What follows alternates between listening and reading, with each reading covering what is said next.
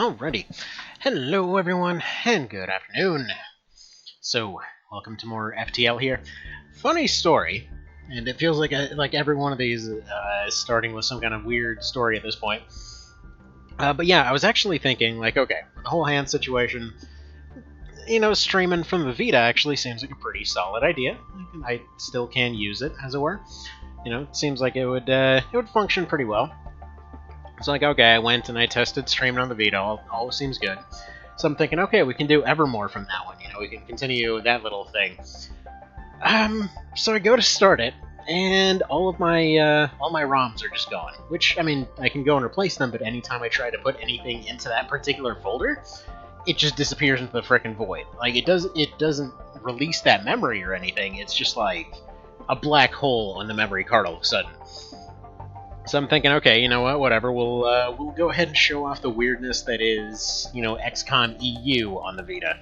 Because that port is fascinatingly busted.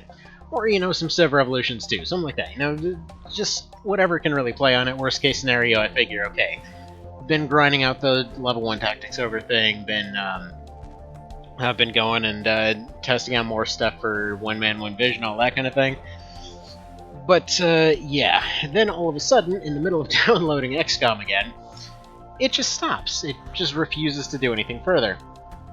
So I'm looking at it, okay, completely can't access several parts of the memory card. So I go do a whole check disk thing on it. Doesn't really work out so good, it just gets stuck at a certain point. So I find a disk repair utility I've used before. Figure, okay, let's give this a little bit of a peek. And, yeah, sure enough. Sure enough, the thing just completely breaks. As soon as I try to do that, it's like, oh yeah, no, I fixed all the problems, you're welcome. And then I try to launch it, it's like, oh, would you like to format your completely empty memory card now? So, basically, the Vita went completely unmodded at this point. Like, it's literally just back to vanilla. So yeah, that's at least it didn't break. I'm happy about that. I can just remod the thing. It's just gonna, take a few days to get everything set back up, but it's just amazing timing on that one. So anyway, all that, meandering out of the way. Happy 4th of July. Happy Explosions Day to everybody. You may notice since the last time that we showed off FTL, like, wait, this ship isn't blue. It's back to its original Dorito pattern. Yes. So. For some reason, the last time I thought the ship pack, what was it? Whatever ship pack it was, I thought that was the default one. But yeah, no, this is the default ship pack, not ship pack 1. Basically, it does change a few things about it, but basically this is the CMOH. It is the stealth ship that can't stealth. It is hands down the suckiest ship in the vanilla game, and I absolutely adore this thing. It's the same reason that I love Rapari and Salts the Pit. It's just a character that's so completely pointless. It's like they're just going in completely unprepared, and I love that kind of setup for roguelike. Same thing as the Tourist, like back in like Tome, not Tome. Which one was that one? I think the Tourist was NetHack. But anyway. So, basically the deal with this thing is, yeah, it's the final stealth ship that you unlock. You may notice it has no stealth capabilities. You may notice that it is slightly faster, but it has no shield. You may notice down here that it doesn't even have any powerful weapons on it. So here it's saving grace. It starts off with system casing, so there's a chance during those initial shots that you can't really avoid most of the time. There's a small chance that it'll at least not break as soon as it's hit by it, so that's nice. You get scanners, which will tell you what's going on. The directional scanner is actually a new thing that's added from Arsenal Plus. Basically, it just gives you surveillance of a particular area of the ship. And then this is the stuff that it's always started with. It starts off with a laser that's able to fire twice. Basically, it charges up twice, fires twice. In the original, I think it didn't even charge. It was just you fired twice. So yeah, it takes 12 seconds to actually charge up, kind of sucks. And then the mini beam is actually, for the power cost, one of the best weapons in the game, funnily enough. It's just that, yeah, it's super unimpressive. So basically, this setup stops being viable once you hit Sector 2, for the most part. because both these shots need to be able to hit. They need to completely avoid evasion, all that kind of thing, in order to be able to even do damage whatsoever. So you can completely run into a situation where it's just like, you missed a shot, congratulations, your run's over. So that's beautiful. And you may notice down here that, yeah, you get a shield overcharger, which it is the only ship to start with an overcharger. For those that don't know, basically the idea is that there's 3 types of defense in this game. You got your evasion, which is just a flat chance to avoid everything that's coming your way. It's unreliable, but you can get it up to like 55% rather. And at that point, yeah, you're actually, I think it caps out at 54 if I'm not mistaken, something like that. Either way, about 50-something is about the highest that you can ever get it under any circumstances, which basically means that, yeah, you'll be evading stuff pretty constantly, but as soon as you're hitting the engines, or if your pilots hit, you're just dead in the water at that point.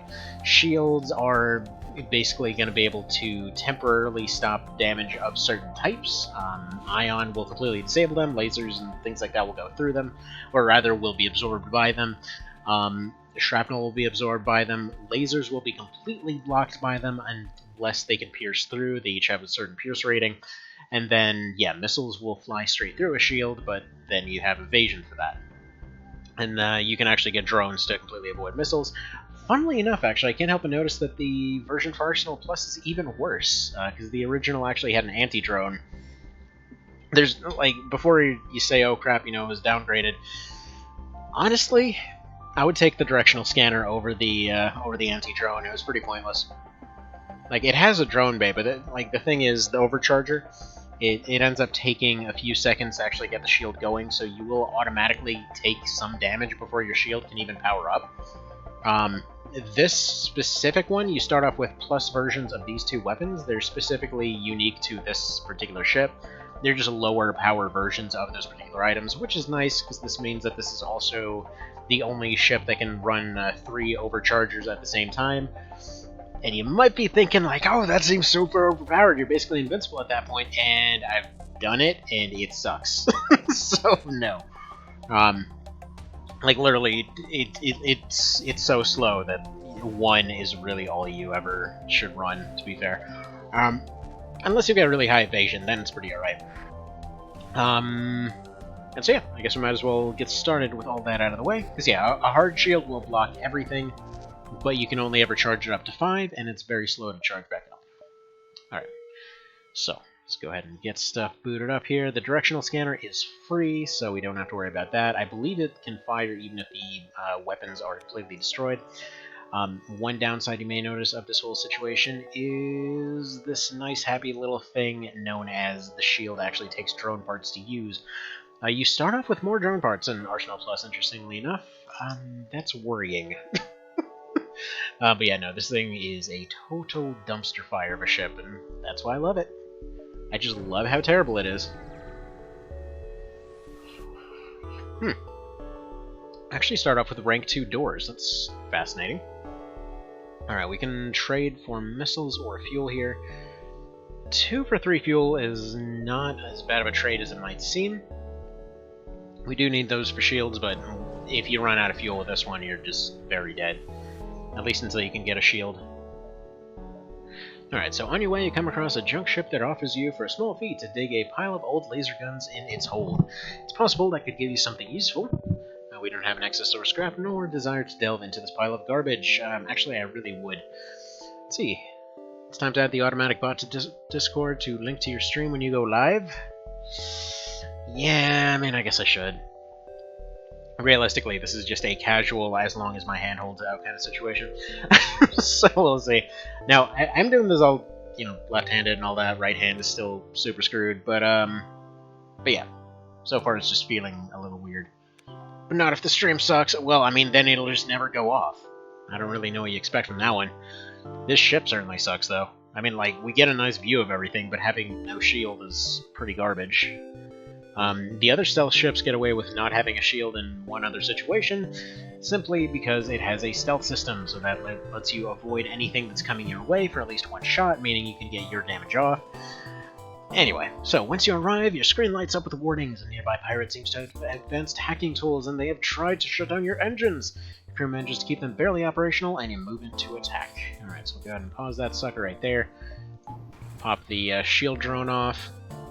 Looks like some kind of, I believe that's a hull missile of some description, and plasma of some sort, I think.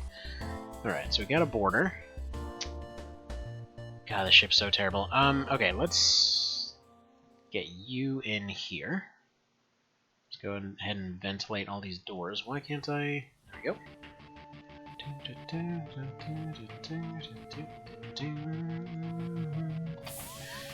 go. Sir, please kindly remove yourself over here, if you could. So there we go. That'll give a few doors. Laser 1 is almost charged up. It seems like this should be the biggest priority. This is what I mean, like one shot misses and suddenly you can't do damage. It is some crap. Now the nice thing about the mini laser is that for 1 power you can potentially get 3 damage, but emphasis on potentially. Like, yeah, this is pretty jank, to be honest. I do need this gone, so I think we're just gonna go slice these 2 rooms. Lasers basically give you 1 damage per room that they cut. And then we'll probably put a directional scanner over here to see what their situation is. It's a mine of some description coming our way. Yeah, some scattering of mines. Alright. They burst the shield. Now, the useful thing about the scanner is it basically tells you if you're pretty close to taking out a unit in one of the rooms. Potentially very handy for disabling the ship entirely, taking all of its stuff, especially on A+ mode. Like, this is A++ hard mode, so the game is just made for suffering right now. Oh, crap! Well, thankfully it starts off with a clone bay. Completely forgot to, whoops. Lobster's almost dead. Get what you can from the debris. 3 gas, 19 scrap. Yeah, we're gonna have to... There's no way the oxygen's gonna come back fast enough for him to not die. That's fine, he'll just clone back. Let's see, when are you gonna play Armored Core 1's unused missions? Wait, what? Explain. What are you talking about?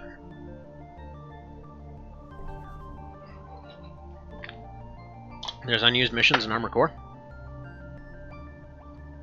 The 1 mission deleted from the game. Enlighten me. Is this something new? Or is this one of the ones in Nexus or something? Oh, also I found out last time this whole door upgrade cost thing, apparently that's a function of A+ difficulty. Like, some of the things just get moved slightly out of reach. Alright, let's take this old friggin' rusty Ford Taurus of space over towards what looks like Earth over here. Oh crap, what is this? Alright, near the beacon you encounter a Federation transport vessel. Its captain happily greets you, saying that they heard about your mission. They offer a free supply package, but for an additional fee they can give you a bit more. Okay. I mean, now that I think that was dumb, I didn't realize that it was just giving me more missiles. Whatever, maybe we'll get a chance to sell them, because I don't even have a missile launcher. If we go in, that would be pretty good. Advanced Rebel automated ship remains stationed near a small Rebel space station. Sensors indicate it's a storage vessel for military goods. Yes, gimme gimme, because it doesn't even have a shield. Alright, let's get that shield active. Let's go ahead and get our auto fire going. Just dump everything on this. Come on, shield. There we go. Oof. That's gonna, yeah, that's not great, but whatever. Let's see, apparently if you restart new game after not saving the file and getting eliminated in the last mission by 9-ball, the final mission from new game is going to be you and the bridge fighting a brown full starter AC. Without a head, and all rankers are also labeled as eliminated. Wait, what? Where's this from? Is this like a new discovery or some crap, or are you just trolling me? Oh. It was either abandoned or stripped clean. It seems to have lain unused for quite some time. You find nothing useful. Well, sure glad we took some damage for that.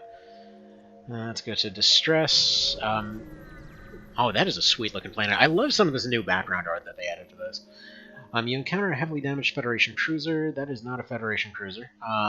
Drifting dismally in space.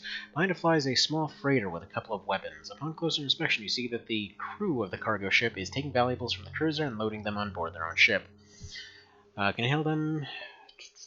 Leave or attack? Let's hail them, I guess. Cargo ship immediately answers your hail. Greetings, Captain. As you can see, here we decided to make some profit. The dead crew no longer needs these goods. By the way, we're not going to share, and as soon as we're finished, we're going to go for your holds. They shut off communications, and let's see, we got a slug, so let your slug crew member use their hypnotic ability to convince the marauders to give you some of their loot. Sounds good to me. The slug crew member closes their eyes and places their hands on their temples, staying motionless in concentration. Shortly thereafter, the captain of the marauder hails you again to report that they have unloaded some of the valuables onto your ship. You quickly fly away before they can come to their senses. Sweet. Alright, so we get 25 for that. I don't think there's anything here that we really need, because really what we need is the ability to sell some of those missile things. Let's see, we go here, here, here. Like, going to the store right now can give us some repairs, might give us some other stuff, but realistically we don't have anything too good for that. Oh! Combine asteroid with missiles, okay. Gives us 8, as well as 16. Fantastic. Okay, beautiful. That's exactly what I wanted. Now this... I could give us something. We could go for the store. I can probably sell the titanium... Well, okay, screw that up immediately. You can sell the system casing, because we need 100 to get shields. They're very likely to hold shields when you don't have one. Oh, God, what? Okay, never mind. It's up to 145 in A+ mode. Beautiful. Beautiful. Okay. Fires a huge piece, or a big piece of debris that deals serious hull damage, but moves slowly. High breach chance. We do have the means to use this. Oh my god, weapon free igniters up to 155? Crap, man. Now, automated reloader might not be a bad choice. Like, titanium system casing is cool, but the same thing with the scanners. It's just like, they're cool, but realistically speaking, we need other stuff. Wait, yes to which thing? Alright, so we can get up to 100. What else we got here? 30, 17, 7. I can get rid of the scanner for another 10 if we need. This overcharger's okay. Like, I'm tempted to go for the flak. Let's see, quick drone that attacks enemy crew with a light laser through 2 shield bubbles inflicts more damage than its predecessor. But see, we can use this with the hard shield. And it's more likely to give us more stuff in the long run. So, yes. Is there any possibility to get that reloader? Because automated reloader's 90, we need 46 for that. If we sell all our weapons, we can just rely entirely on drones. Wow. But then we get the weapon pre-igniter. Does that apply to drones? Or the reloader? Just as weapon shots, so probably no. Backup DNA bank is probably a good idea, actually. We get rid of the directional scanner. We're firing at random anyway, so who cares? And again, also, anti-personnel drone might be pretty handy, but no, we've got a clone bay. We can just suffocate everybody. Alright, and get fully repaired. Sounds good to me. See if that actually pays back all the cost for it. Might completely not do that. Let's go ahead and convince these guys to give us their stuff again.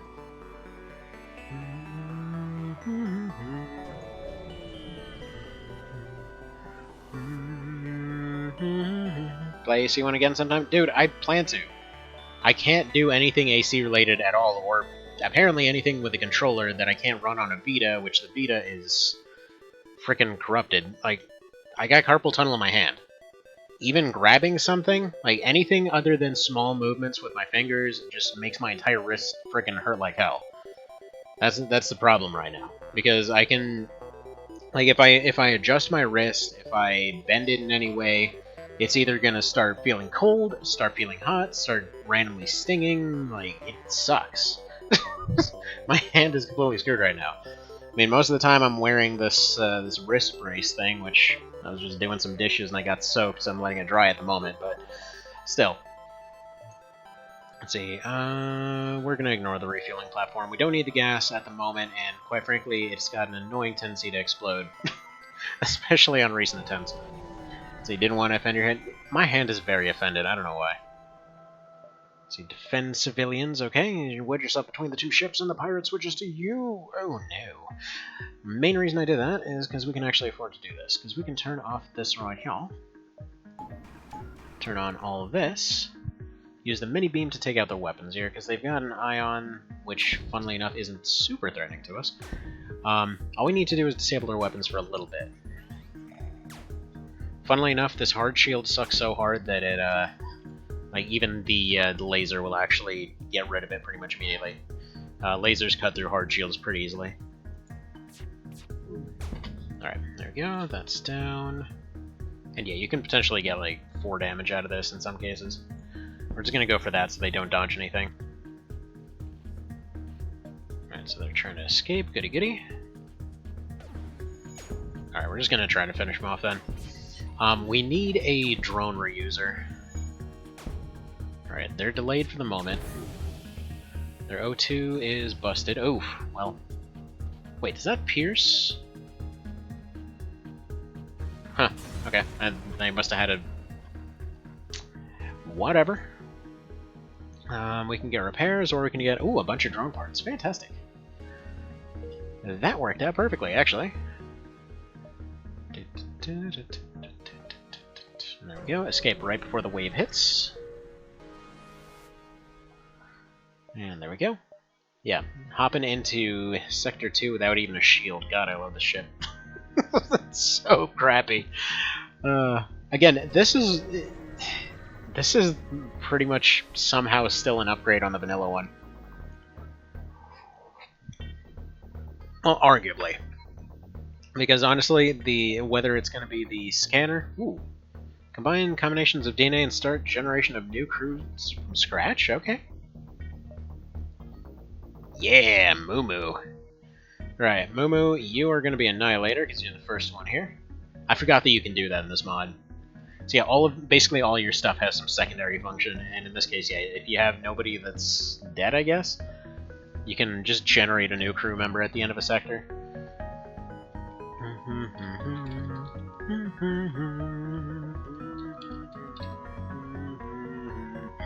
There you go, you're a telepathic space lug. Congratulations.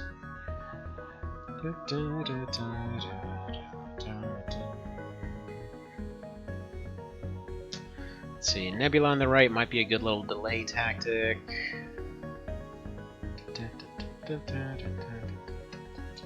Got an awkward jump back here. Alright, I think we'll go for here, see what we run into. Now, it may seem like a weird thing to sell the advanced scanners, or the advanced sensors, but with this game, honestly, especially on hard mode, and especially on beyond hard mode here, I feel like the vague information the scanners give you is honestly less useful than the 25 that you can get that can actually get you a shield early on. It's light and you're faster than it. Yes, this is true. Alright, let's see. Storage vessel for military goods. Give me your crap. I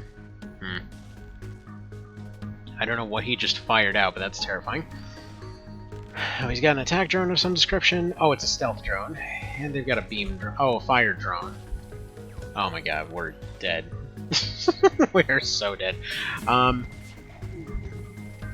Like, this is why the ship sucks so hard.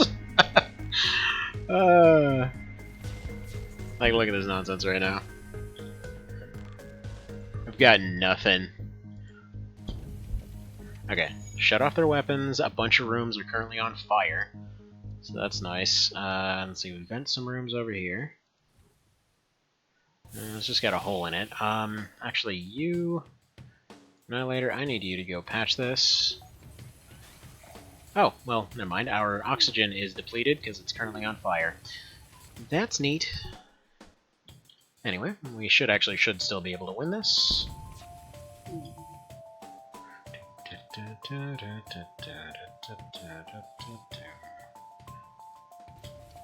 Here's my jacked up non-existent dexterity to go get that laser in place. Right, yeah, our overshield is about to die. Oh, actually, wait a minute, let's get you out of there, because Clone Bay is about to die. In fact... Ah, dude, our doors are jacked and everything. Who do I get? Yeah, no, we need oxygen first. Hopefully we can get them into the weapon bay before they die.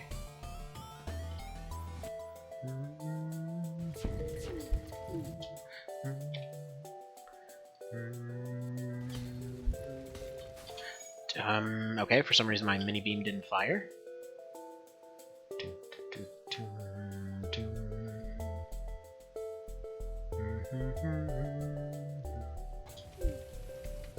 Oh, yeah, that sucks.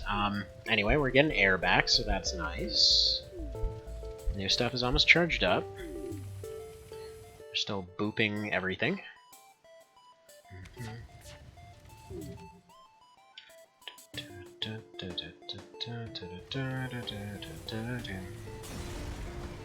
Now the entire ship will continue being on fire.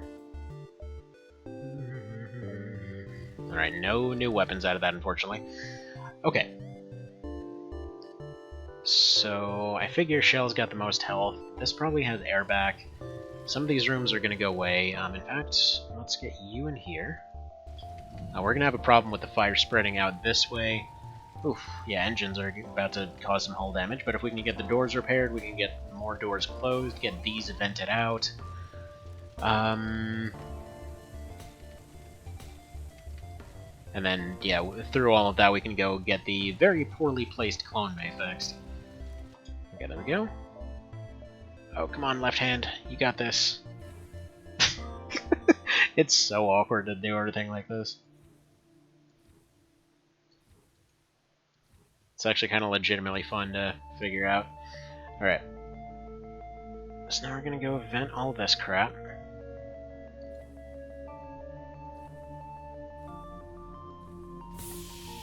So pretty much vent everything that isn't a door or a room that somebody's in. Keeping this slug over here so we have at least some semblance of an idea of what's going on over there. Because if this ship wasn't lacking enough stuff, it also doesn't have any sensors, so you don't know what's going on in your own ship. You know?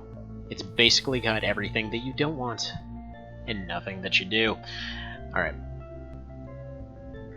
So, first order of business, you go get... yeah. You go get this fixed. You go get this fixed. And then Mr. Annihilator, I need the drone bay fixed. There we go. Surprisingly took very little hull damage there, but almost lost regardless.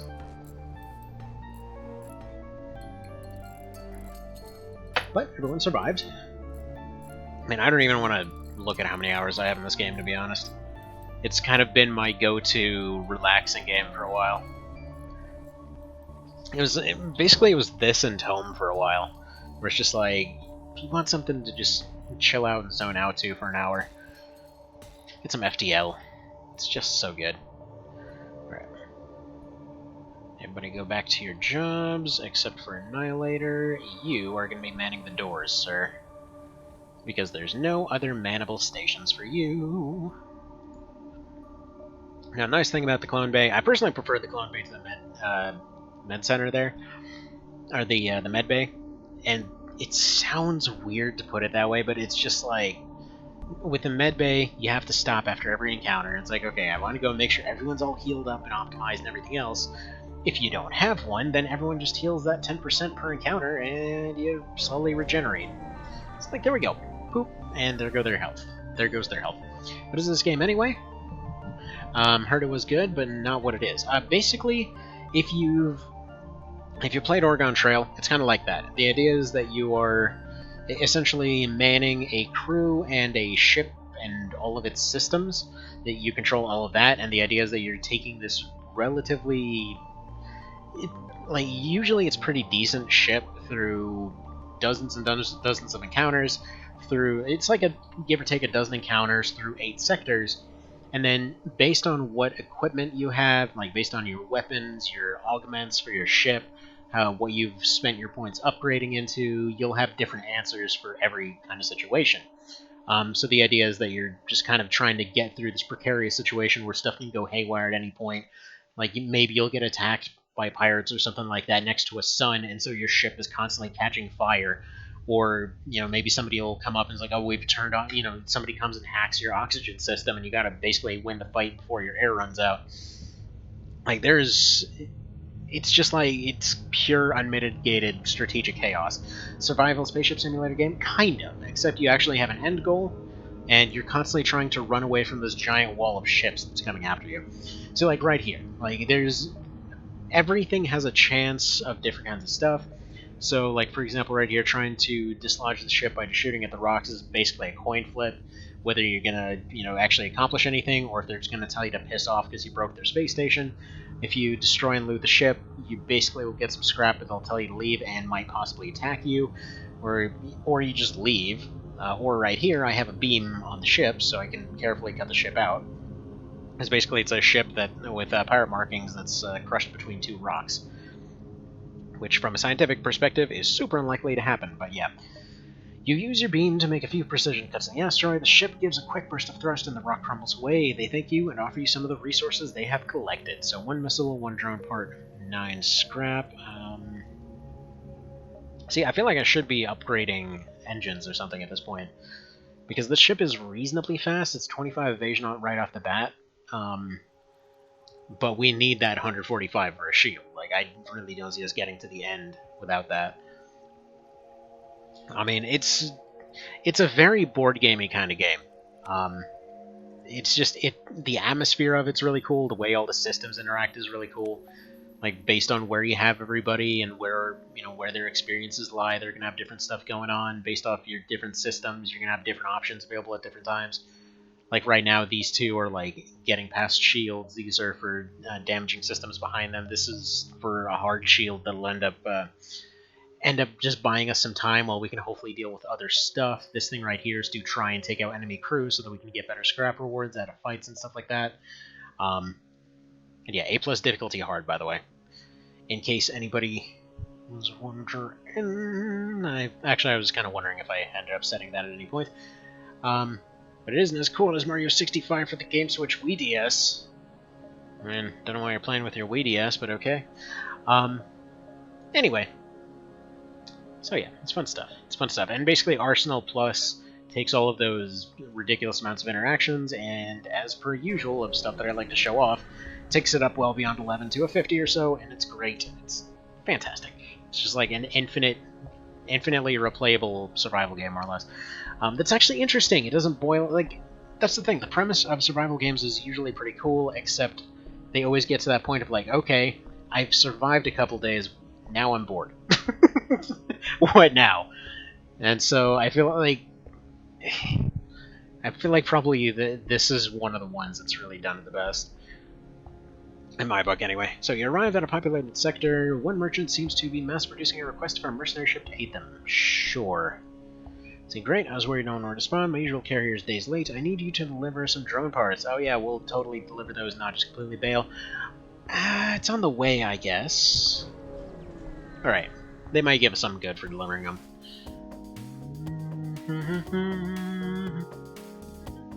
Alright, a small rebel research station overlooks a pulsating star. Before you can react, a rebel ship spots you and moves into attack. Okay.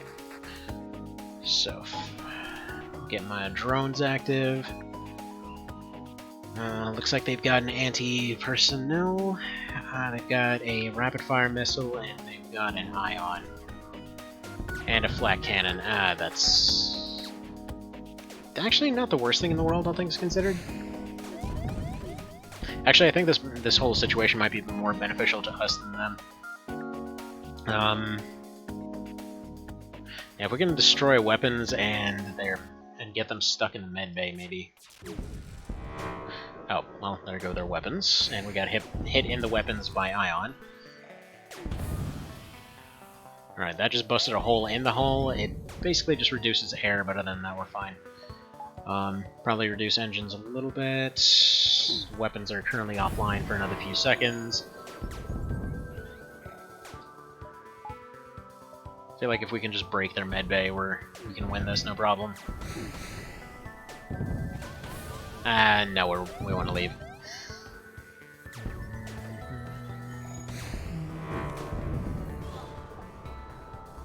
Alright, one of the slugs just died. Their weapons and shields are offline for a little while.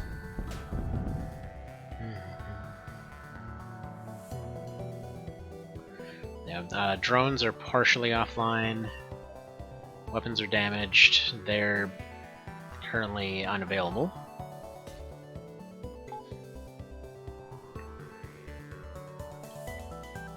See, technically speaking...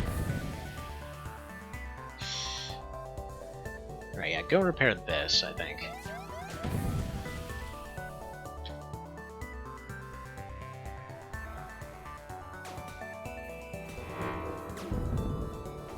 Yeah, it's a really dang fun game. I used to watch it a whole bunch before I picked it up myself.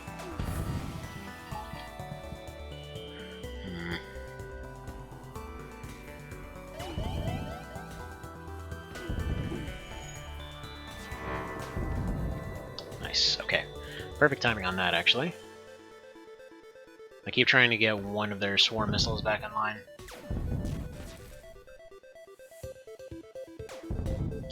Alright. Annihilator, I'm gonna have to have you go in here to pick up the slack on repairing this thing. Ah, for crap's sake.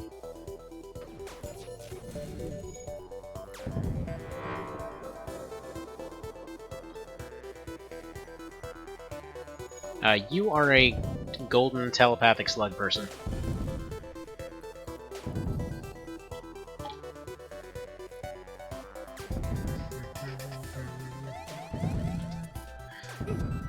Alright, there goes our pilot. Either way, we got people regenerating. Also, you are now promoted to captain of the ship by the looks of it.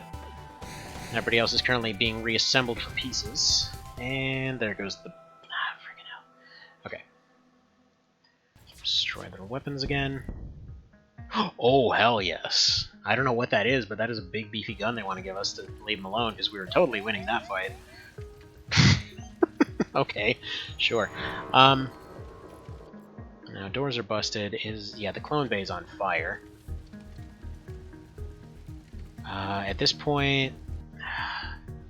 let's think about this, because the ion thing won't matter much. I got the backup DNA banks so they can stay in the clone bay for a minute. What is the Goliath? Adaptive missile platform, ignores shields, requires missiles, improves with consecutive shots. What? Stun 4 seconds, possible breach 1 power? Chain damage cap 3? The hell? Yeah, it's a 1 power... Weird. It's a chain gun, but it's missiles. Okay, so... Okay, here's what we do. Make sure that the O2 is not on fire. Okay, good. This room's clear. All the oxygen deprivation took all the fires out. Air is slowly coming back to this room. Hopefully the pulse doesn't hit the O2. At that point we can, yeah, it just hit the clone bay and the weapons, that's fine. Currently door systems are on fire, but that's okay. It's got nowhere to spread, really.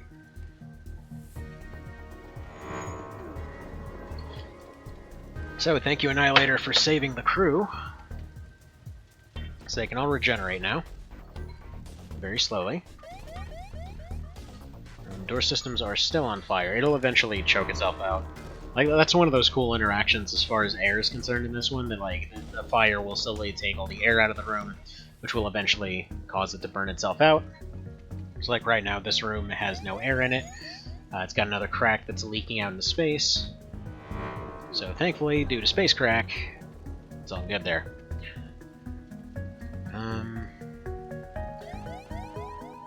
It's being a little bit stubborn about burning itself out, but there we go. Probably should wait for the air to come back, but we're fine. Get this rock man over here.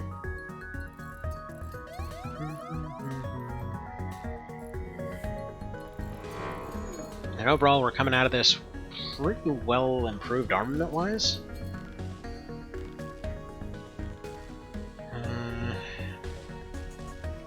I think we'll just go fix this hole real quick.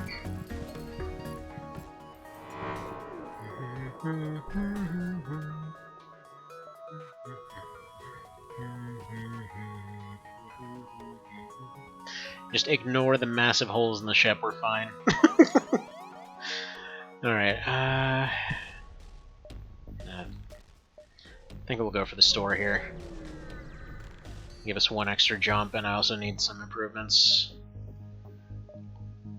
Alright, let's see here. Gauss defense drone. Turret uses its Gauss rifle to fire fast projectiles at incoming things of all types. Alright, that's really expensive though. Scatter drone constantly attacks with a laser only capable of dealing hull damage.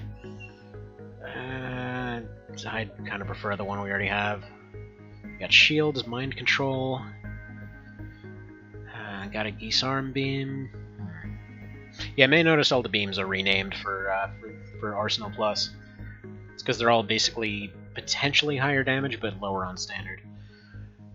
Powerful shield piercing laser designed to hurt crew. So I feel like at this point we're probably better off just selling the mini beam, as good as it is. Because we only have 3 slots as far as weapons go, so some would have to go. I like the Goliath thing, it seems pretty awesome. But as far as general purpose stuff, we'd need more scrap and all that kind of thing. I feel like the Laser Plus would be more versatile in general, so we're going to get rid of the beam. We're going to buy that light laser. Chris Anti-Bio Beam. The bio weapon doesn't do any doesn't do damage ships in any way, but instead tears apart organic organisms. 2 shield piercing for beam damage, and the crew members of the bio beam must strike directly. Yada yada. I think that one's fine.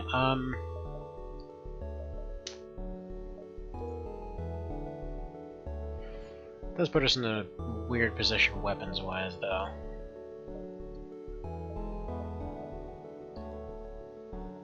We need 30 to upgrade our weapons.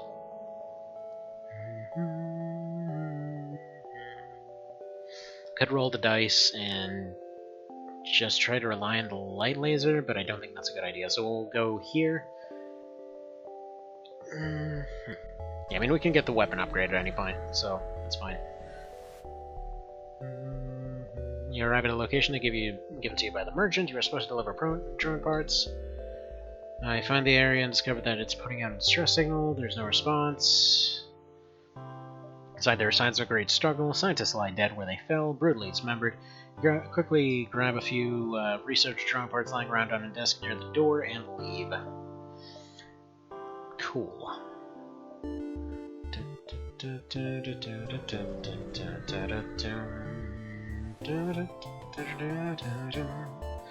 Alright, ship appears to be too close to a supergiant Class M star. The ship will gradually overheat until you get out of here, or die. A pirate, obviously oblivious to the danger of the sun, moves into engage. Now, the cool thing is, hard shields do actually protect from the sun. Alright, so if we turn everything on, we do have piercing, so we can go after...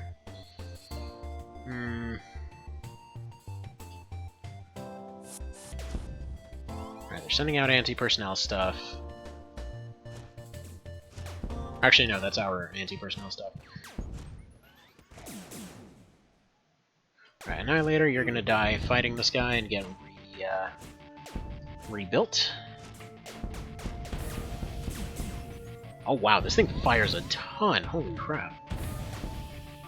Oh, it's a light laser 3, not even a 2.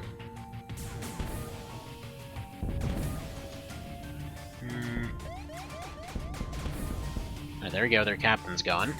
They're gonna replace him with an NG guy, probably gonna be one burst to take care of him.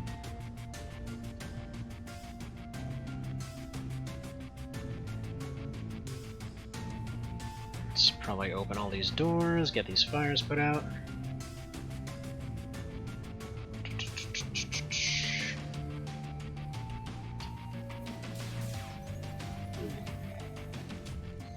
So far, so decent.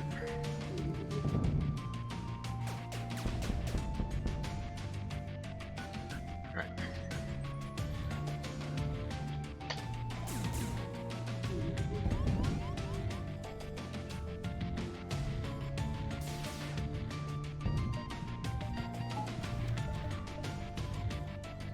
Alright, the laser got taken out. Weapons are on fire. Yeah, we're just gonna have to leave. Might actually already be dead.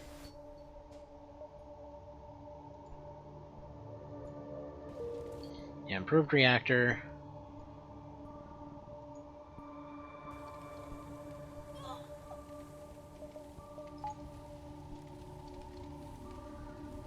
Yeah, one guy to go put out all these fires. I think if it reaches 4, we get another explosion.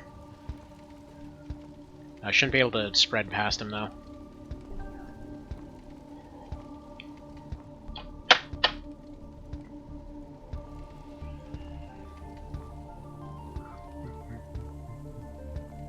Yeah, we could technically wait for this to burn out, but I don't want to.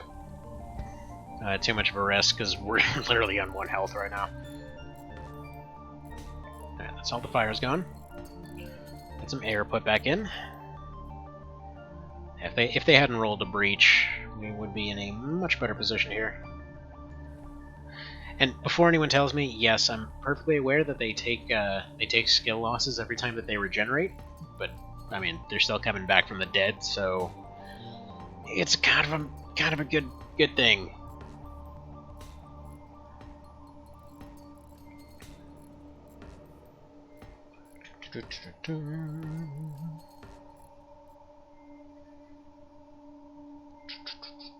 Yeah, our weapon guy doesn't even remember how to fire a gun anymore.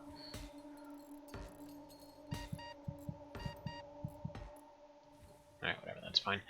Let's put them back in their respective rooms, please. Never mind, he's dead. That's fine, just come back from the dead again. Let's go fix all these holes, I guess. Suppose a spaceship shouldn't have those.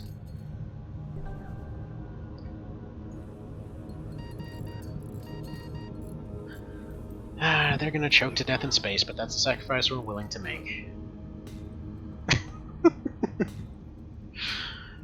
This game.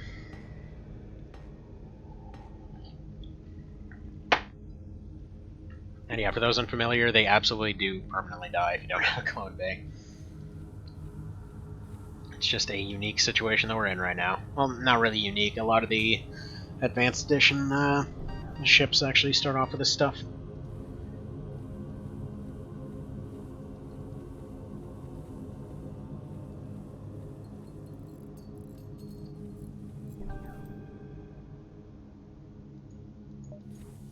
On the plus side, gives them a lot of repair experience, so that's nice. Okay, so 2 points away from being able to be good again. That's not great. But there is a store. We can completely forego that upgrade for the time being in order to survive. Also a nice benefit. Explosive replicator, though.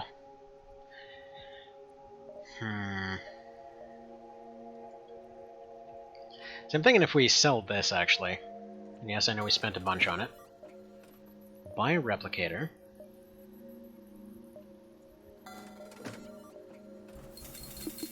Get some minor repairs.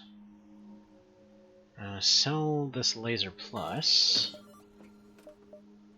We might be able to get an artillery beam, actually. 25 and 25 would give us exactly enough for an artillery beam. I actually don't know what the artillery beam even looks like on this one.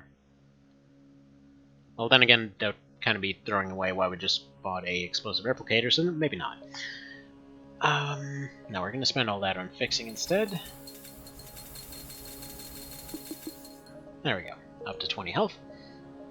So basically that means we can now spam missiles like a crazy person.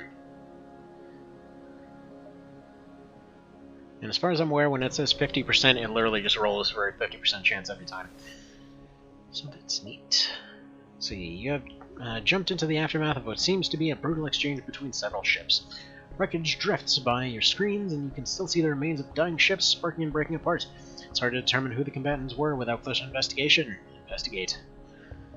You scan the battlefield and find little remains. Disappointed, you prepare to jump. I thought we just saw a bunch of remains, but whatever. Yeah, NG section. Maybe we can get the cookie encounter. The NG have always been faithful allies of the Federation. They are ready to help even now, when the chance of Federation victory is extremely slim. So we can make extra ammo or make a new crew member. I'm gonna... yeah, new crew member for sure. What? Lone Bay creates a mantis. For some reason it takes it to be hostile and fiercely charges at everything. What? That's a thing that can happen? Well, that's good to know. I guess get everybody here and friggin' like, suffocate that mess. In fact, this rock guy is in pretty rough shape, so you go over there. There we go. Hopefully we can avoid any further damage there. I mean, that's really cool. Again, there's just so much in Arsenal Plus that I love.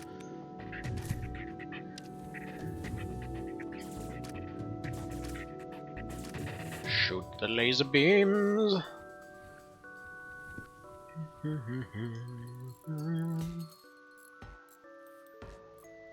Okay. Now let's enter for everyone to go back. Okay. Need to remember more of these hotkeys because it's all awkward to use the mouse right now. Okay. So, we got 2 distress signals. Hopefully one of them... ooh, repair station though. Yeah, we're gonna go for that. You have exactly enough jumps to make it there. Accept their bribe of gas? Yeah, sure. Space Pirate, you do your thing. Ain't nobody got a time for dying because of lack of gas. Check the prices. For 10, we can get 2 across the board. Beautiful. Yeah, that's fantastic.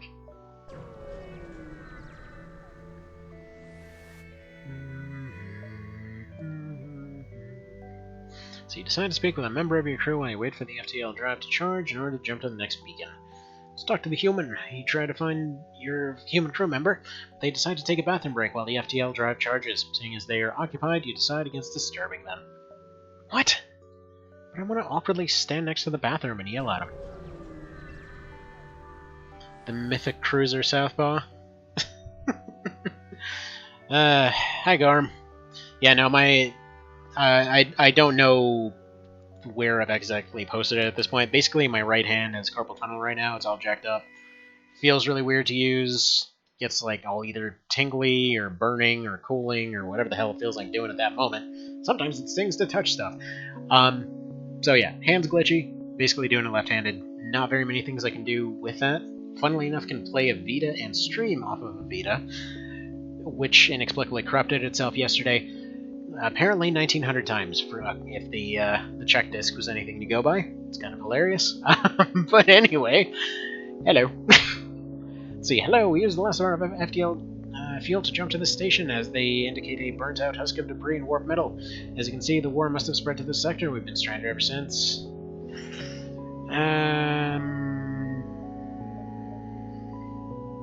Attacking seems like a terrible idea here. I mean, we could probably win it. We do need the gas, and realistically they probably have gas, despite the fact that they're saying they don't. What do you guys think? Attack it, or just leave?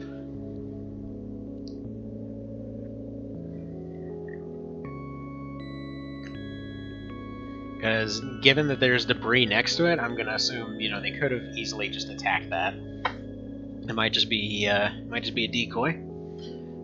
And there's no guarantee either way. Like, it literally...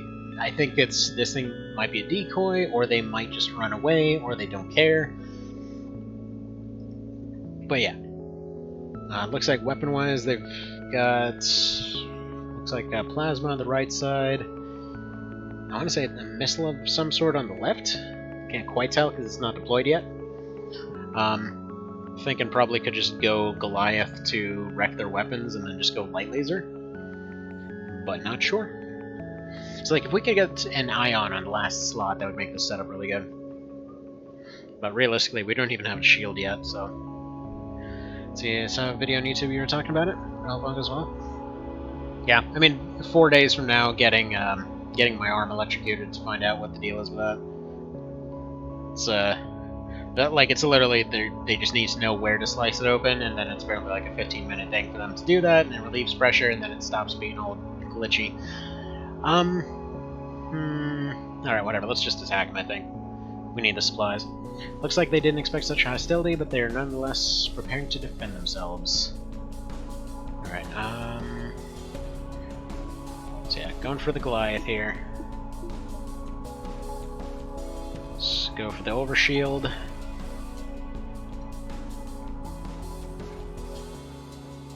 Looks like they don't want to fight. So we need shields and captain that needs to go. And there goes our evasion. There we go, that one's away. Actually, that's a beam of some sort. Crap, we do not want to fight that. Of course, this thing might just annihilate him by the time it's... Oof. Yeah, that beam wrecks pretty good. It's funny, it's launching a bigger missile every time. Are we the baddies? Kind of. You do some pretty deplorable stuff just to survive in this game, to be fair. Alright, FTL's delayed. Now we do the thing where we fire a bunch of lasers at him.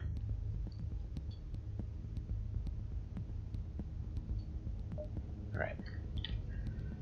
Might be able to take a couple hits if it means we're doing better stuff here. Because this is giving us some time to build up the shield. Come on, light laser. Hurry up. Ah, they barely survived. Ah. Well, that was a waste. Okay. That's fine. Away we go. The idea was with 5 shots, it should be enough to finish them off, but I don't know. Apparently it wasn't. So the ship emitting a distress beacon messages you. Sorry to bother you, but we're out of fuel and can't get out of this barren sector. Could you help us? Well, we know where we're going with this. Also, this ship looks like it was repainted, so I'm going to assume that they're lying. Alright.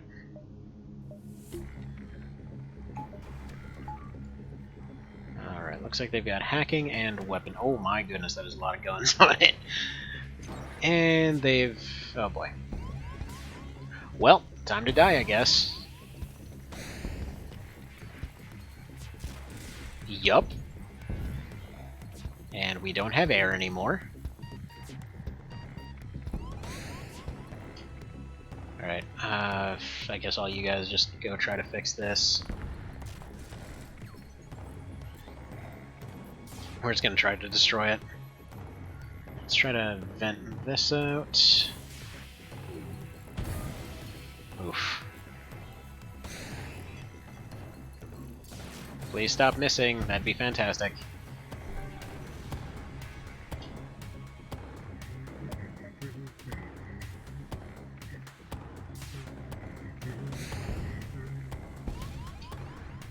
Alright. You need to go deal with this. You need to go over here.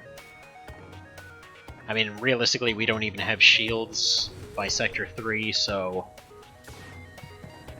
to say that this is a little bit dicey is, you know, pretty accurate. And there goes another missile. Hopefully it doesn't miss 3 times in a row. Cool. Okay, good. We get a moment to breathe. Which is ironic, because we kind of need to repair our oxygen. Don't need air to breathe.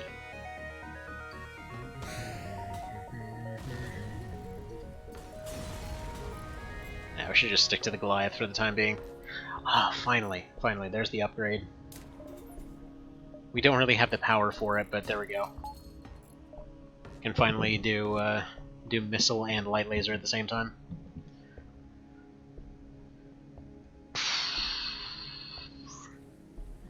Our sheep is jacked up. Yes, yes, I know, everyone's suffocating to repair the engine, it's fine, I know it's completely unnecessary, but screw it. This is just how we relax out here. See, Captain, our hull is hanging due to glue and band-aids. Dude, it's amazing. In this mod, there's actually an option that if you have a slug repair Joe, you have the option to literally rip apart your hull and create holes all over the place so that you can sell it for scrap. That's pretty great.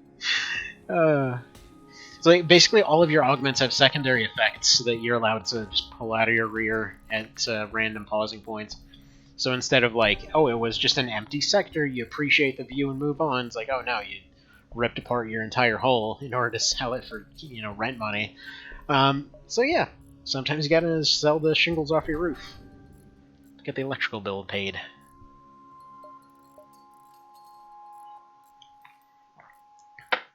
But it's kind of awesome because you basically take a bunch of hull damage out of it, and then you just have holes that appear all over the ship.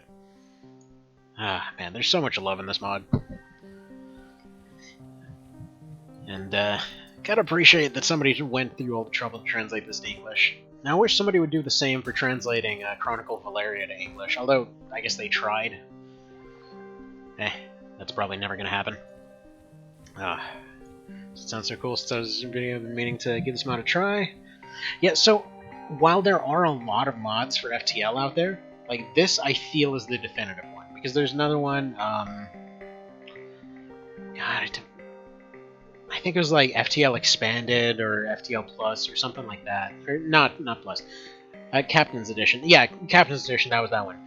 It basically, you know how Captain's Edition had a lot of kind of jank moments and like half-finished ideas here and there?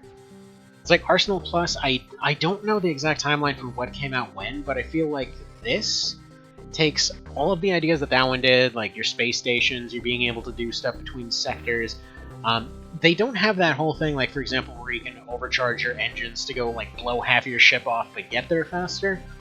I think you get that if you have your engines upgraded far enough but you don't take the damage for it. But, like, this one, I feel like they did a much better job balancing everything. I mean, there's very few things that I've run into that felt like they wouldn't belong in the original game.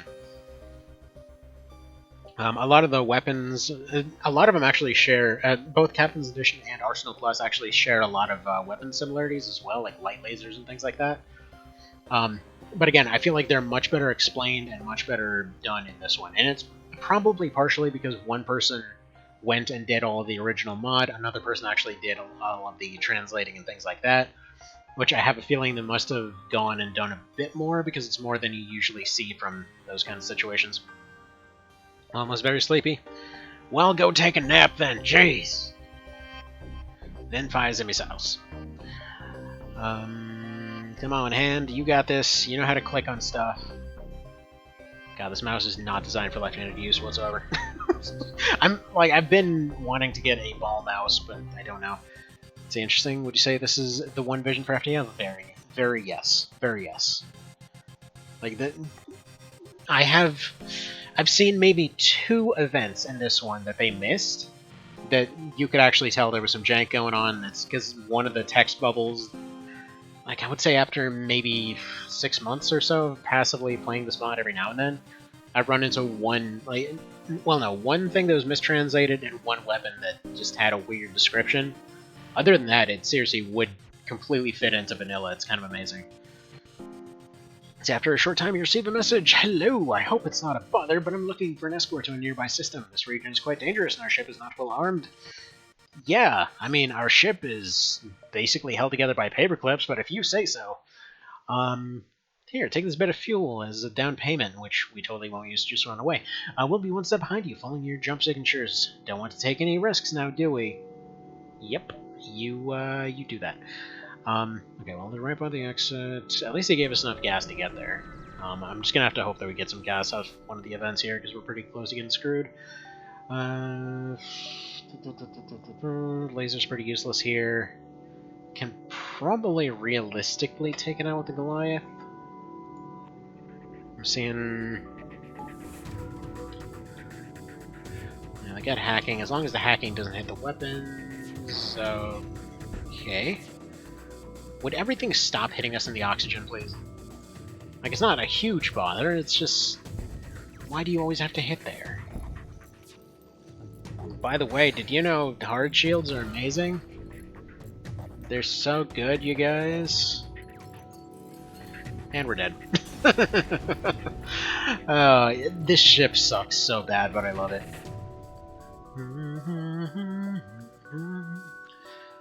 The funny part is, like, one of my best runs is still with this complete piece of crap. All of these are from before actually putting the other ship back on there. It's such a crap ship. I love it. All right, so what do you guys want to see next? Just a random ship, or went on Twitter to see some legally smart posts about life in the Center South? Well, I mean, is that ever a bad part of the day?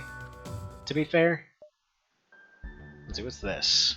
Only missiles. This techno missile cloaks right past basic defense drones. Huh, nice. So the Kestrel's got some upgrades. And by the way, this mod comes with 3 ship packs. 3 extra ship packs. This is the default stuff. Personally, I'd say Red Tail's probably one of my favorite original ones. You actually may notice a lot of the art is updated for little things here and there. So like you see the little entry bays into the ship and stuff like that. It's, you know, cool little details. Let's do a random ship here. Why does it always give me the slug? Rock cruiser. What's this? Chaff? Spore weapon that fires lots of missile fragments designed to jam defense radars? Interesting.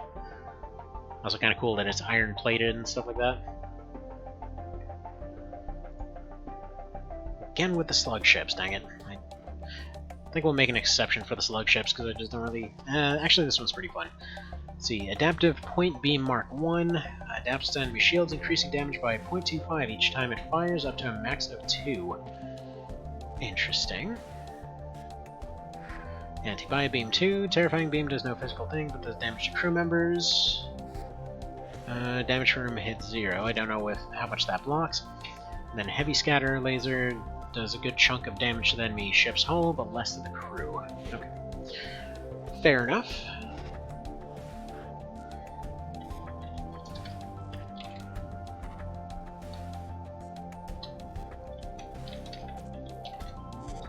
Ah, dang it. Saved the name right. It's supposed to be Slug Glint. It's probably because I'm hitting caps lock and... whatever. My brain doesn't work so good today. So, normal day on that front. What are the control... what that controller RP account is doing? Probably closing sector 513? I don't know.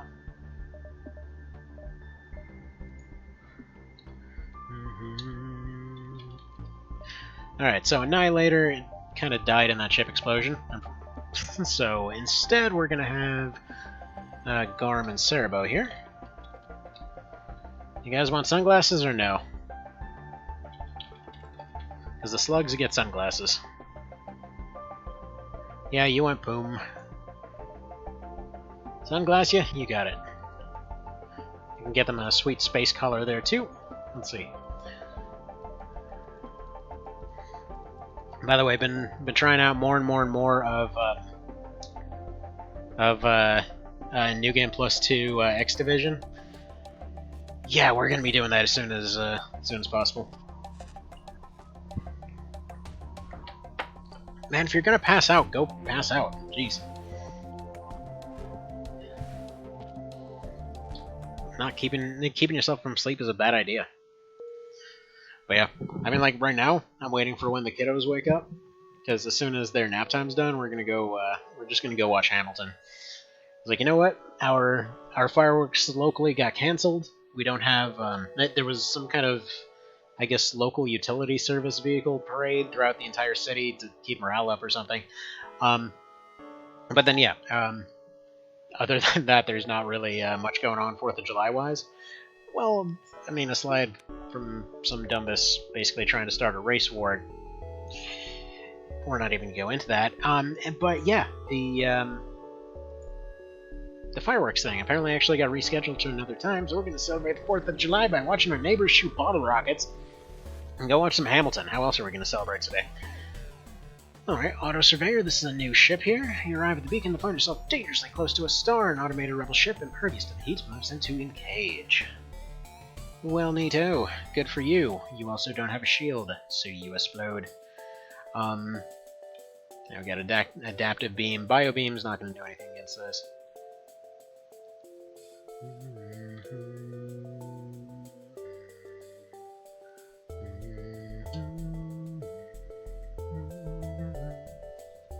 Now, adaptive beam, I believe, is one of those that's just like a little peck laser. Yeah, there we go. That's another one that you saw occasionally in other games, or in the original one. But yeah, it's just like a little peck weapon. It's pretty cool. Unfortunately, only 2 people on this particular ship. We actually should relocate you to here. So, Mr. Cerebo, you will be manning the guns.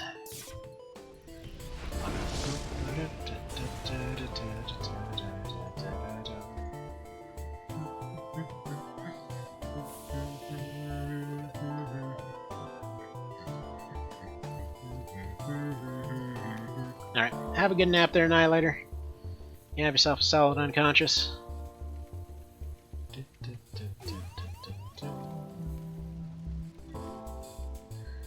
Alright, well, we need to jump out of here before anything worse happens. I think we'll just go backwards, barely avoid the incoming wave. Our shields are on fire. Several factories, all empty, no life signs. Talk to the slug. You enter the slug's room at the moment when they're trying to hide something personal in their storage. Oh god, we got the romance option with the slug. Remembering that they were caught, they give you a few fuel tanks. These are the emergency reserves. I myself gathered them after the last battle. They need to be monitored more closely, said the slug member to the other slug member, being racist against the slugs. On their slug ship, full of only slugs. The weird stuff that can happen sometimes. Anywho. There we go, let's get this on fire. Also, it's kind of funny considering they're all telepathic and, well, part of the whole deal with this, with the slugs, is that if you put them in the sensor room, they can sense the entirety of the enemy ship. The weird part is here that, yeah, despite that, they can't sense their own ship, because we don't have any sensors. No idea how that all works exactly, but oh well.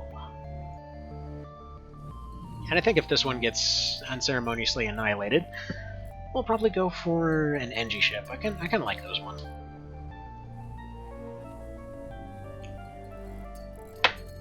Basically, the NG ships are entirely about drones. Because I think my personal favorites are all just the passive ones.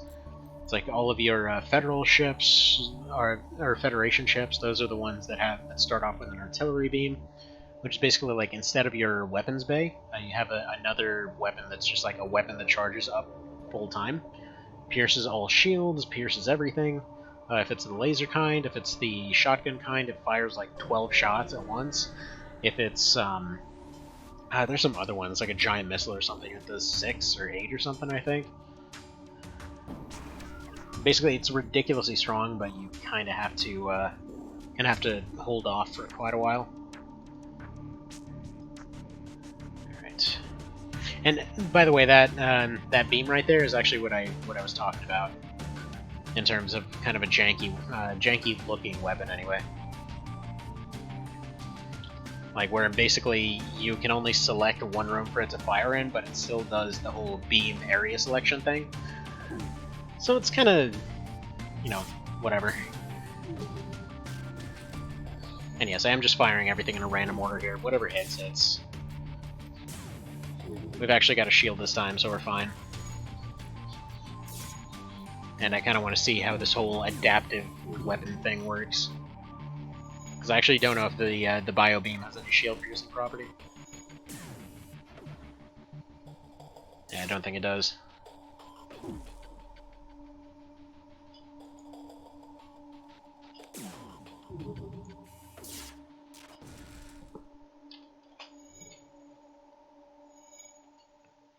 See, I'm a little bit surprised that despite the re-releases and everything else, they just never actually had a version that allows you to hold fire for a moment.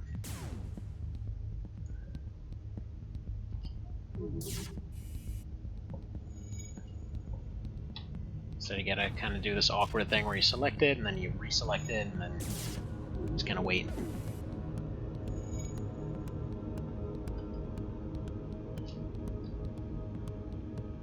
Basically what we need, since we need to be hitting them directly, is something like this. No.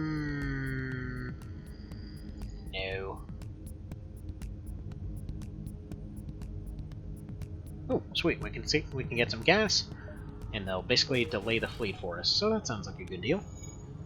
In exchange for them not getting vaporized by an acid laser. Sure. I think we can deal with that. See, NG and Zoltan, the species power is kind of broken, especially the extra power given by Zoltans.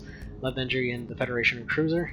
Yeah, I think Fed Cruiser was probably my favorite for a long time, but then the Fed V, the whole shotgun blast thing, is just so cool.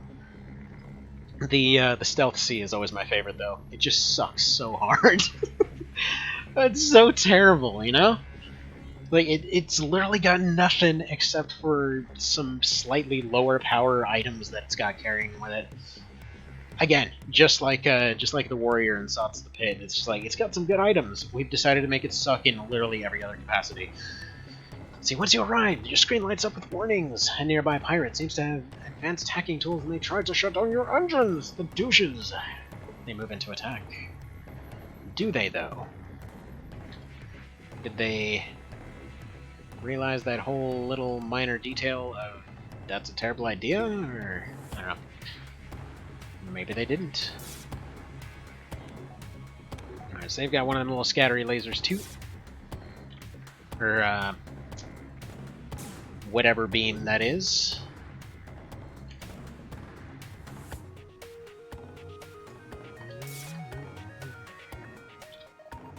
I'll just go ahead and slice a beam right here. So the bio beam, as far as I'm aware, should be able to two-shot almost everything. Also, crap, that was a big, meaty missile, wasn't it?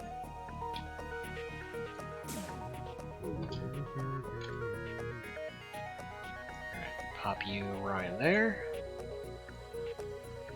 Pop you right here. This can almost hit all their tiles. Hopefully this counts.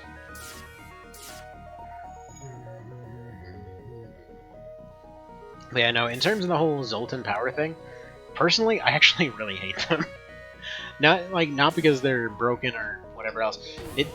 It's literally just because I personally hate the fact that you occasionally will forget that they're, forget how their power works or whatever else, and you suddenly have to move them, and suddenly you're getting all kinds of stuff uncharged out of nowhere. It's just rough. Alright, this is not looking too hot. Especially because that thing keeps being able to pierce through our shields entirely. And that... no, that's not hitting our weapons.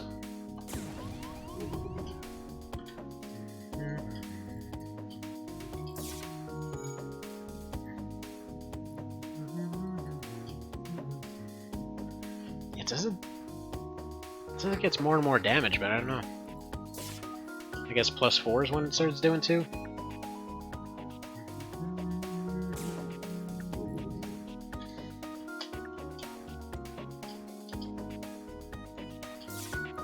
Yep, that was when it's doing 2. Okay, so they're completely disabled. Weapons are almost back online. You can go ahead and repair the shields.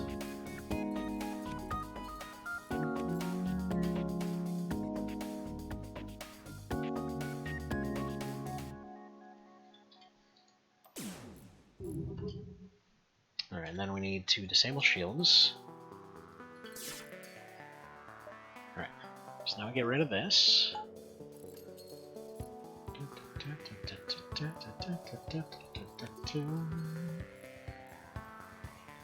And then hopefully we can get these two finished off. Wait, right, their shield didn't work. Well, oops. Anywho, we got some gas and stuff out of it. Totally didn't accidentally just vaporize all of them instead of stealing their ship. It's fine. It's perfectly normal stuff. The kind of mistakes that are totally acceptable at this difficulty. Realistically, that's possibly enough to get the run ended. We'll see. What's this? Lockdown drone Mark 1. Locks enemy rooms through 2 shield bubbles. Chance to stun crew or cause a breach. That is really dang cool, actually. Like, there's so many interesting new interactions between different stuff. It's designed to keep enemy ships under fire. Auto point beam. Charge damage for hit 1. For every enemy shield bar on the enemy, the beam's damage is reduced by 1. Okay, cool. That doesn't really help us much, actually. Grenade scatter, common shield piercing laser that fires a single shot of moderate crew damage. That's probably worth it actually. High laser, triple barreled heavy laser charges each of its shots one at a time, slightly inaccurate.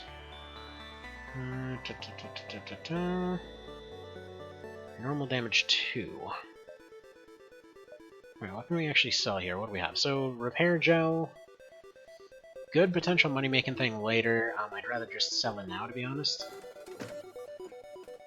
We can probably get the scatter, combine that with the biobeam for some good money.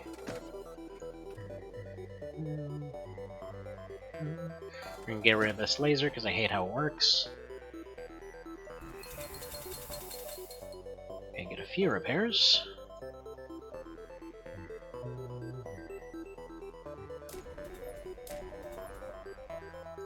One more power, one more dodge.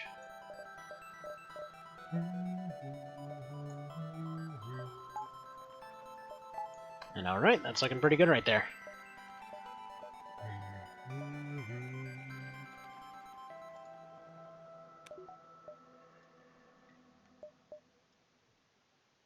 Alright, so we can get rid of 2 shields, as well as do a whole bunch of nifty damage there. So I think we'll go for this one first. Just barely get out of the way of the wave. Okay, storage cache, military goods drone, and he's hiding. Big old beefy gun, no idea what that does.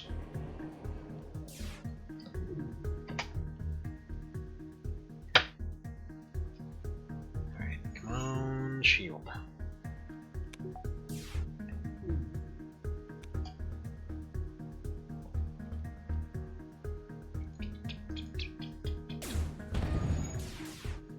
Got a breach. That's not really going to do anything in this case. Yeah, you're going to have to go back to the med bay here. Turn off the biobeam, get that charged up. Gonna go ahead and get all the air out of here. Yeah, they're stealthing again. Goody goody. Yeah, but like the heavy plasmas and things like that are pretty devastating. There we go. Okay, that's gonna hurt. Yeah, get your butt over here. Slither on that way. Might be saying, hey, probably should have gone for the weapons. Yes. Maybe. There we go. It's looking way better. They're still gonna have that double shot thing.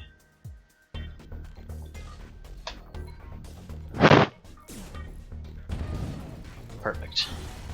Not even remotely perfect, but it's fine. Investigate station. Would be nice to get a free weapon out of it, but we're fine.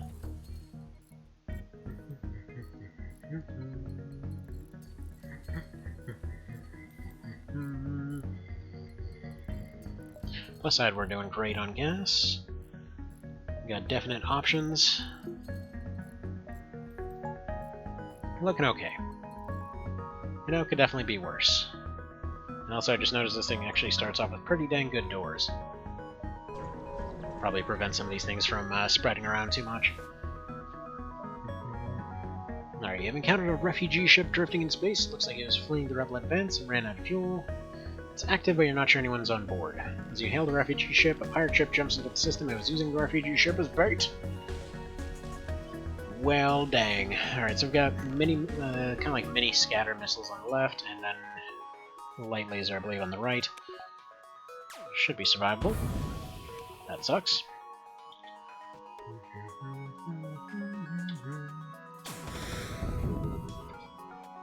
Alright, and biobeam that mess. Okay. That ain't great. Fix it.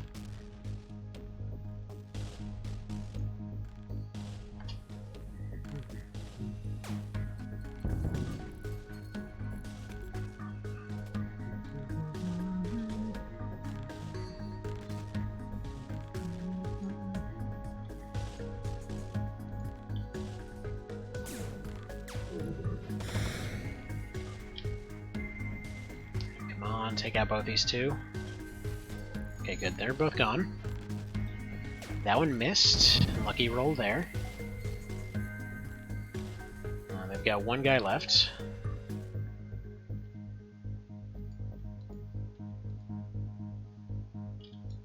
Not actually going to go for the weapons this time.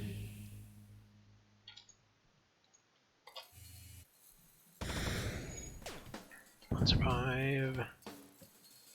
Okay, so far so good.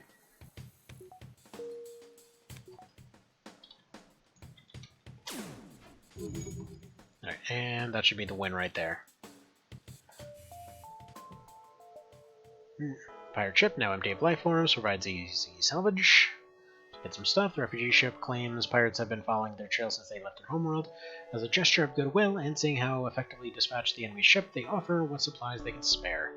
So even more gas, even more stuff. Looks good.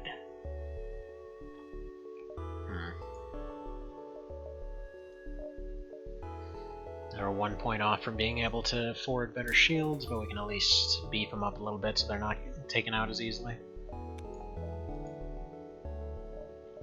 Probably go for distress and then just go jumping through the nebulas there. Okay, pirate ship. It's a small one though. Wedge yourself between the two ships. Goody goody.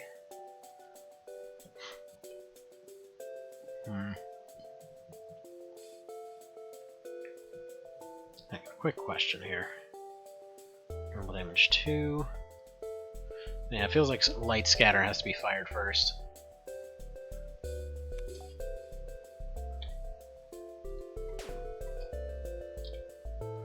Then this one.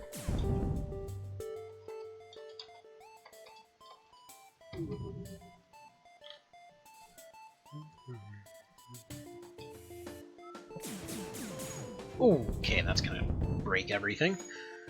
Can't tell you how survivable this is right now.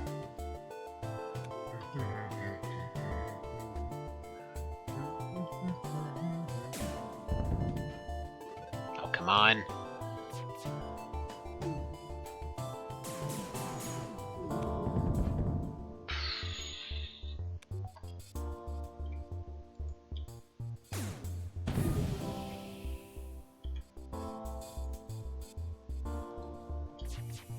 Okay, that's 2 of them gone, but we're already in terrible shape.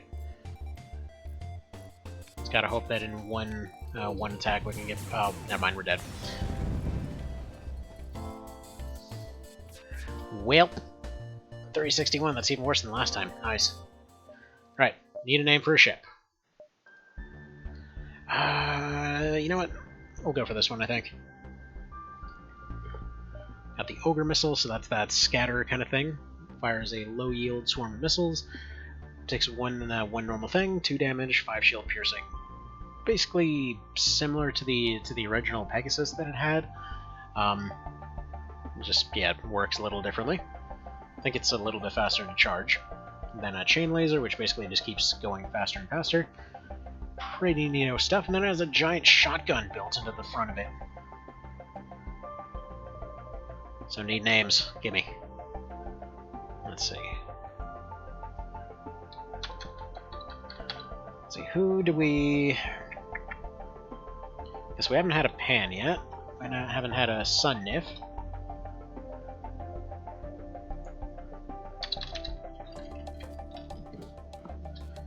And... we haven't had a Kroll Kama get killed off yet.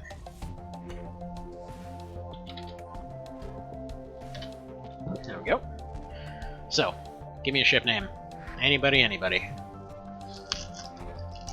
In the meantime, need to readjust this brace thing. Crap, that hurts. Alright. The southpaw? You got it.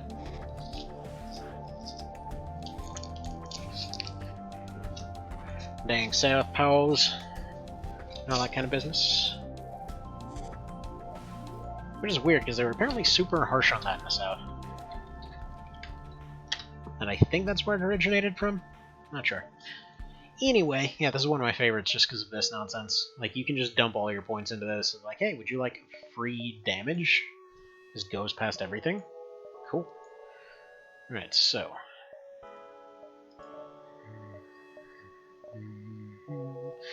So, fires a slow, high-powered beam that pierces all shields. Oh, I thought this was... Is this not the one with a shotgun in it?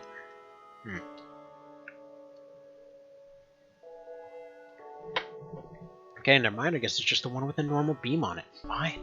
Jeez.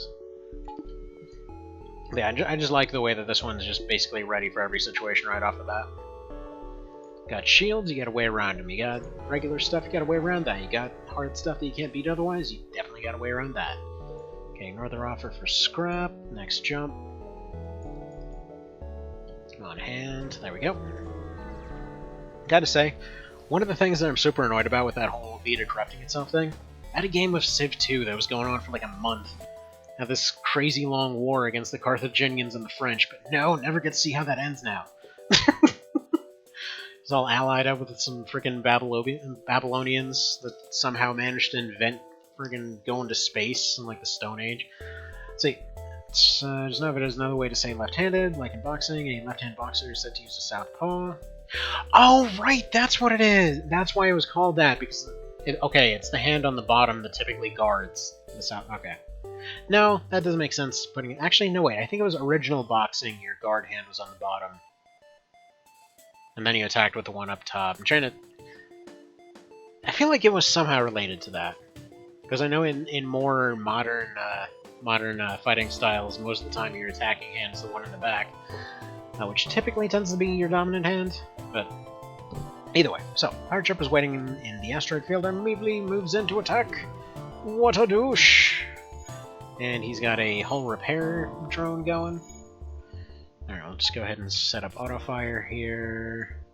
I think we'll actually start targeting his shields more than anything. So if those go down, then we're all good. Put some ogres going on his weapons there. If we had 2 bubbles, this would be safer to last a little bit of a while. Also, apparently this random dude's name is Scatman. We found the Scatman going and scatting in space, I guess. Nice. Yeah, there we go. We got this.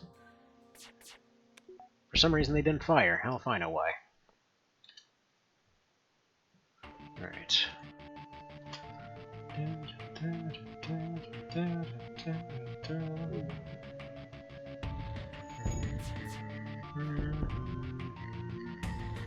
See, at some point you gotta figure if this is time for you guys to give up. Like, even their regeneration drone got hit by a friggin' asteroid. Like, how bad is that luck? This, I would say, as far as overall strength, the Federation line is hands down the strongest. It's just the fact that they've got all their weapons spread out in different places helps so much. Okay, slaver ship. Always attack slaver ship. Basically means you get free stuff. A little low on missiles, but screw it.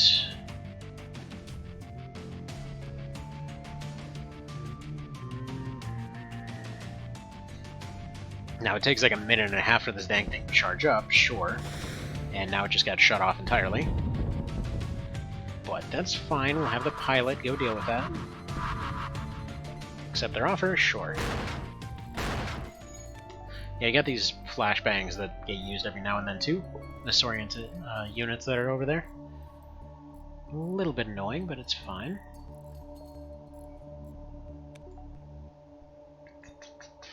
Alright. Now I think we'll want you in shields. When you eventually feel like getting there. Yeah, I'm gonna rename this guy something. Like, let's see, who have we not had yet? Like Dagar the Rockman. Pardon my weird typing right now. Like 3 fingers on the left hand, index finger on the right.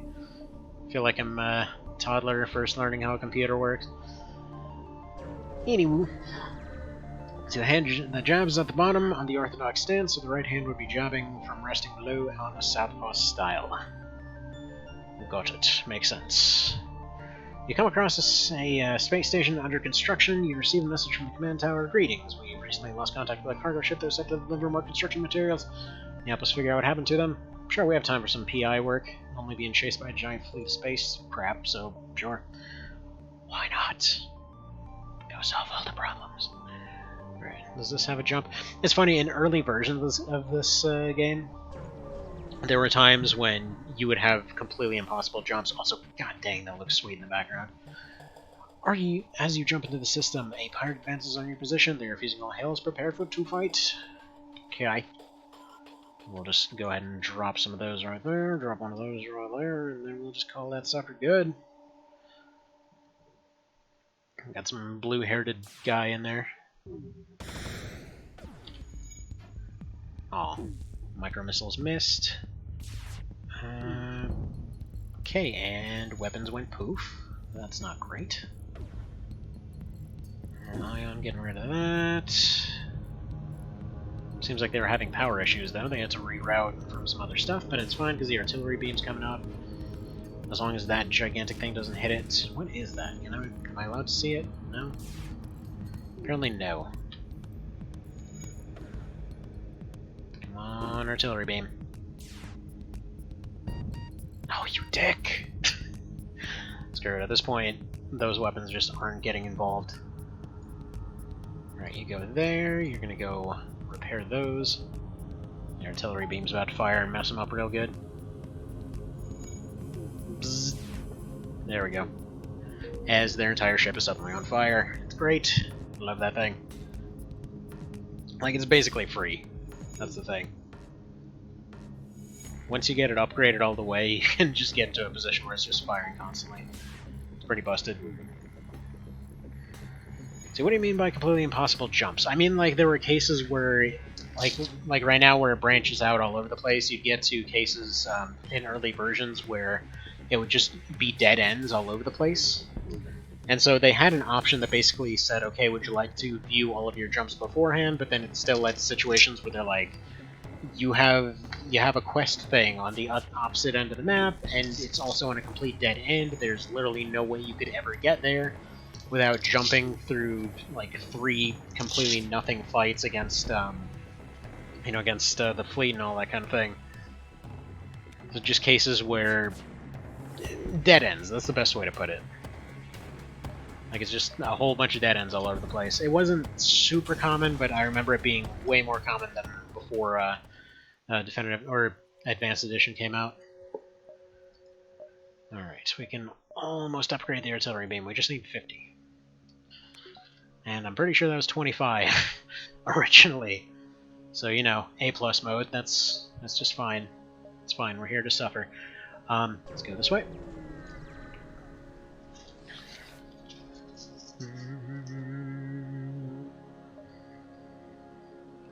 Let's see. Especially well-armed pirate ship approaches you. I don't know if they would be especially well-armed. They've got 2 laser cannons. Hand over one of your crew members and the rest of you can go free unharmed. Give the pirate someone on your crew after arming them. Don't risk it and go for a frontal attack. We don't really have a way to teleport them back, so yeah. They're gonna board us anyway. So let's go ahead and get Zolty over here on the doors, which will depower that room. Which means we depower the med bay. Which means we also depower the engines slightly. Go get some ogres on their weapons. Actually, I feel like I want to have... Yeah, those go in here. I kind of want to have ogres on their clone bay. Alright, so we'll go ahead and get these open. This thing's also fantastic for venting.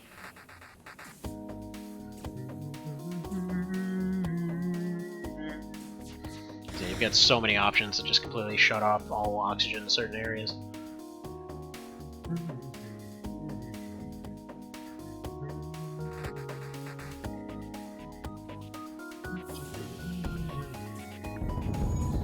There we go, there's their clone bay destroyed and on fire.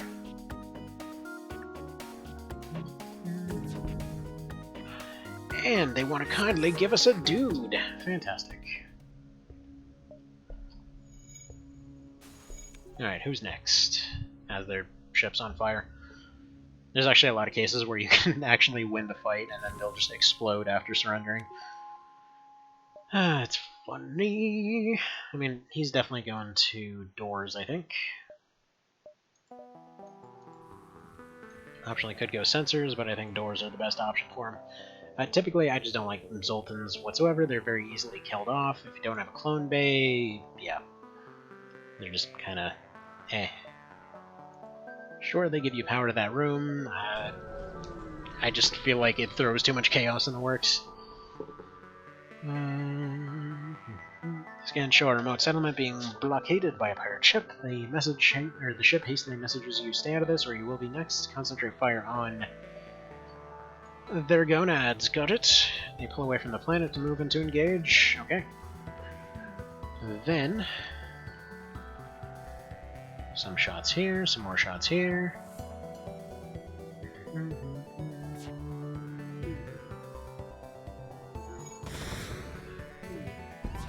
Alright.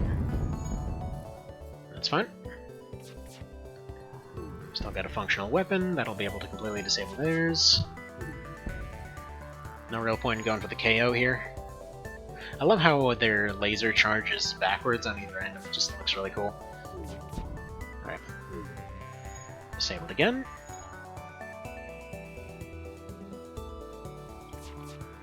See, the nice thing, if you can get a ship like this to the end game, it's so strong. Because like even once you get to the last boss and things like that, all you need is a basic laser and the artillery beam, and you can just win. All you have to do is stay alive for long enough.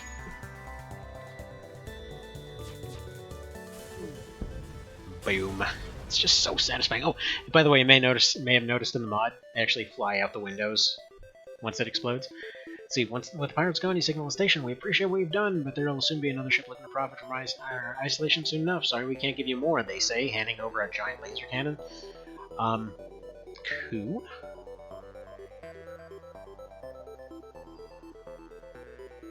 So you can only deal hull damage, but is fast and power efficient. Only takes 1 power.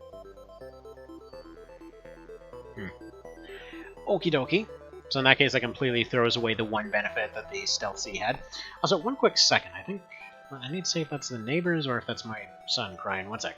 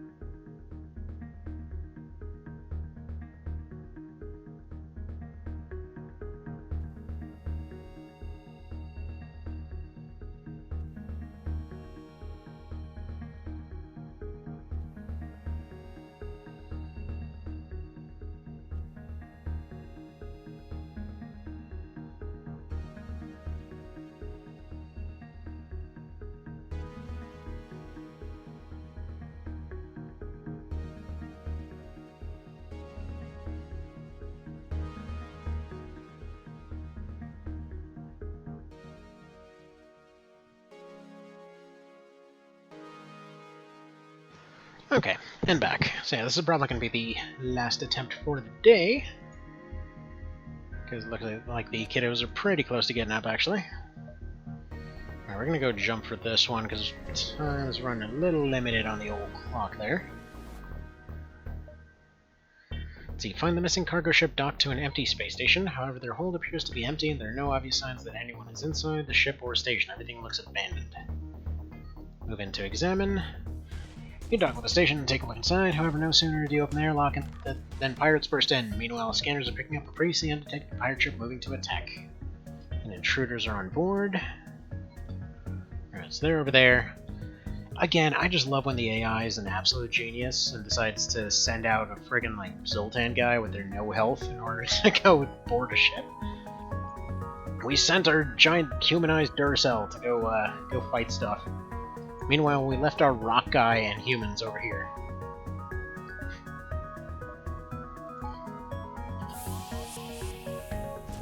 Alright.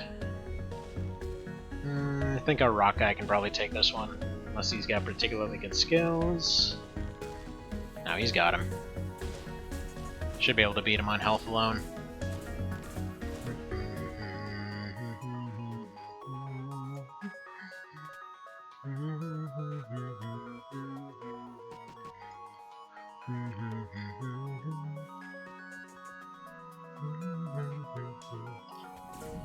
Now remove him over there.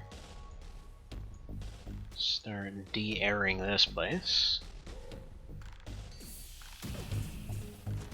Ooh, that's gonna hurt. Okay, mostly missed.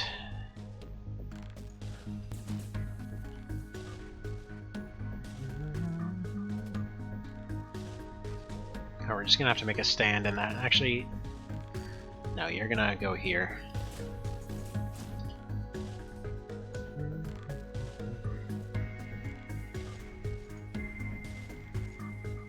Alright, chain laser here. Now let's see how good this Darka beam is.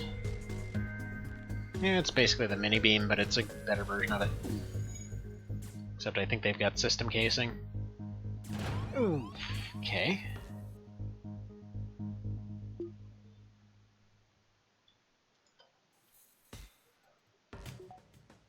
Alright, good. All borders are gone.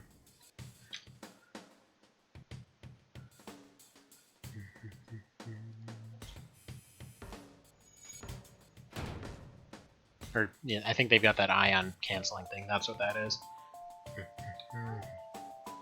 Oh, hello! It is! And good morning! Good morning, you have a good nap? Yeah. You done with the nap?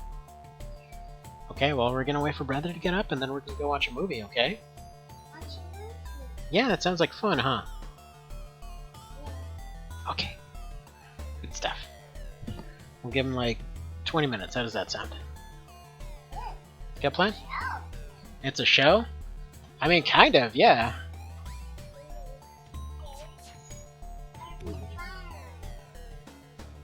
How's that?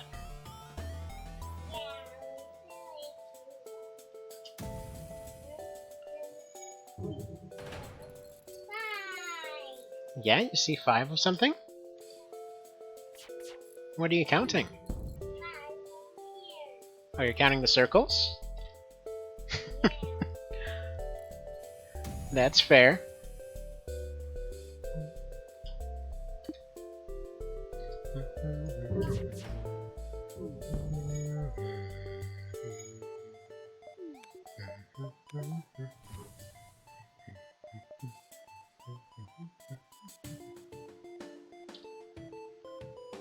There we go.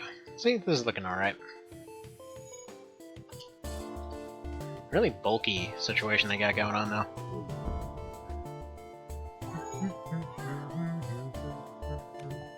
Actually, I think we might even be able to get an HP win here.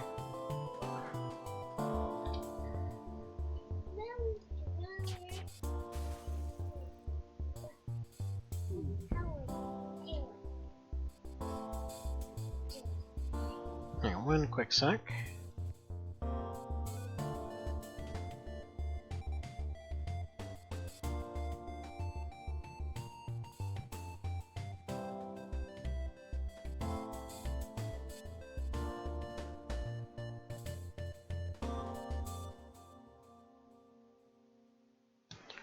Alright, back to it. So do something like this. And then we don't fire anything else and we just see if the fire takes them out.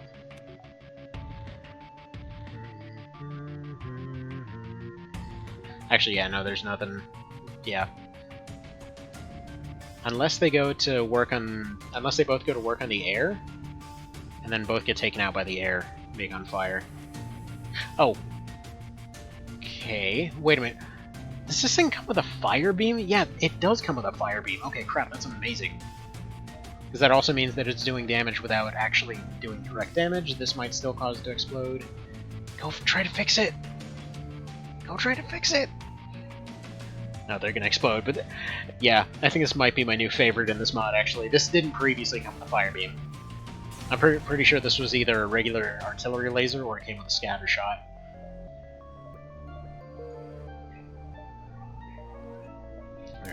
Go ahead and update that, no question in my mind whatsoever. Suddenly that beam is way faster. Also take away some power from the engines. Go once again for the double beam.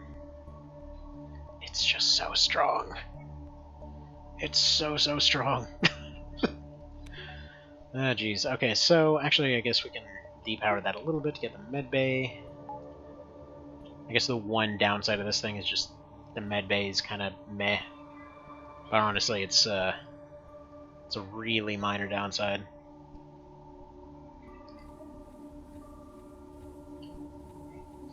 I mean, literally, they're just as far as balancing goes and whatever else, the ships are definitely not created equal in this one. Not even close. And by the way, out of curiosity, is that sound in the background coming through?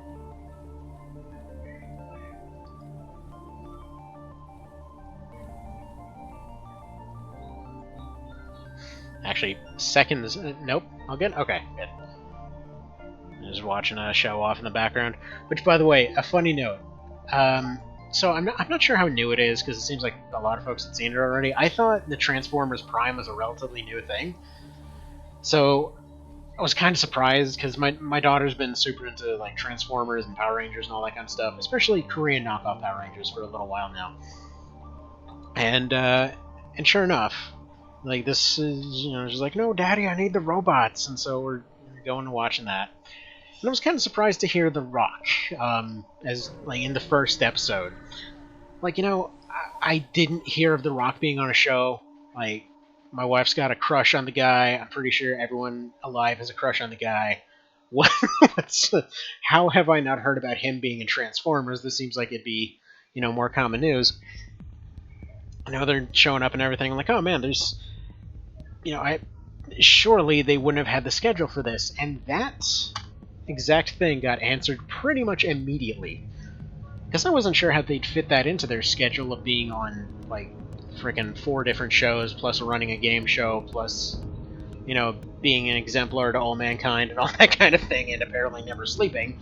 And yeah, within the first 2 episodes, he dies like 6 times, because man, oh man, did he not have time to go follow up on that cameo. I have never seen a character die that hard since RoboCop. It's amazing. Yeah. Like, okay, so spoilers for literally the first episode, but I'd never heard of Cliff Racer as far as Transformers go. They're apparently like a Texas car with longhorns on there and things like that. Never heard of that one, but whatever. So yeah, very first episode, they get into a fight. They get shot a bunch of times, beaten, impaled. Okay, still survivable, whatever. Get the crap beat out of them. Then they get dragged onto a ship, at which point they get impaled in the heart, at which point they die, at which point they have another scene confirming they died, at which point they show the other side confirming that they died, just so everyone's super clear on this. Like, just so everyone's aware, he's definitely dead now. At which point they do some plot MacGuffins, bring him back as a zombie, at which point they shoot him a few more times, at which point they stab him again, at which point they cut him in half, and his top half ends up getting booted in the face a bunch of times, knocked off a cliff, at which point everybody else goes to try and save that remaining zombie half of him before finding out that it's a zombie again.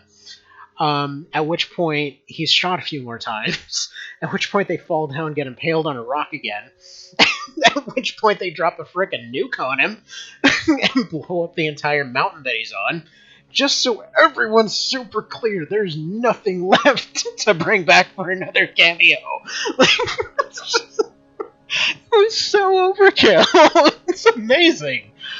Oh, man. Oh. Alright, so scanners find signs of life on a nearby planet, survey it, take him to the med bay, try to cure him, but all in vain. Disease to advance, poor guy dies. Funnily enough, if you have I think that one's a dice roll, but if you have a clone bay, they'll say that he just keeps coming back over and over in like an endless state of death. So you gotta just let him go. But yeah, no, I was hoping to see more of The Rock. Unfortunately, no.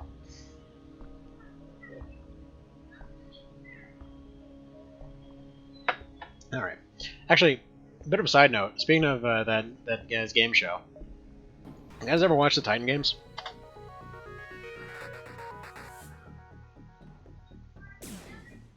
Like, I feel like this whole quarantine thing has given a lot more time for watching shows there would otherwise never have been time to watch. So great, they got some kind of fireball cannon thing going on here. But yeah, for anyone that doesn't know, he basically has a game show that's like a bunch of hand-picked athletes and whatever else that go and more or less compete in a giant gauntlet. It's like, think those... like a fitness-based version of like Takeshi's Castle or something like that. It's like it's meant to be all these weird gauntlets and things like. What am I saying? It's basically like American Gladiators and Ninja Warriors or whatever you want to call that, except you know, actual professionals doing it and all that kind of thing. Anyway, point being, in some cases it's pretty hilariously one-sided. It's like there was one from the other day where. Let's see, how did it go exactly? It's like they had a professional mountain climber who's gone and, you know, climbed all the mountains in the world and all that kind of thing, against somebody who's a professional runner, and all of the challenges they get put into are all the climbing ones. It's like, well, that's a little bit unfair, isn't it? Like, one of them's all leg strength, and they don't get any chance to show it. Yeah, it's a pretty impressive show, though.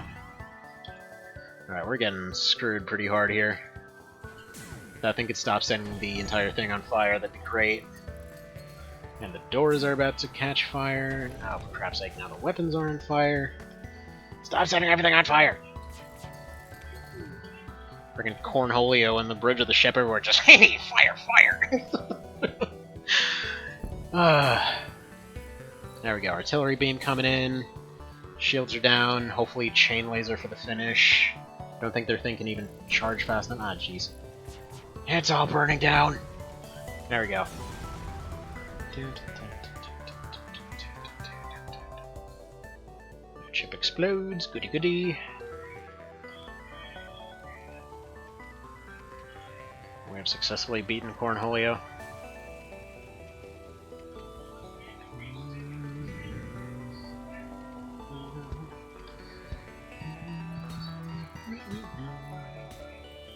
Yeah. Got them in there to go put out that fire. You go over here. Nope, actually don't.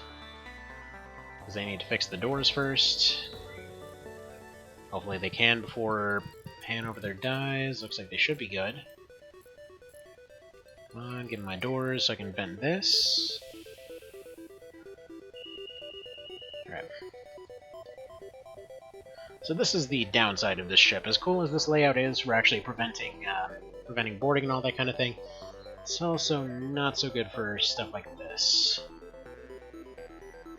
Because yeah, if you need to actually recover, you're gonna have a bad time. A little bit of a tricky thing.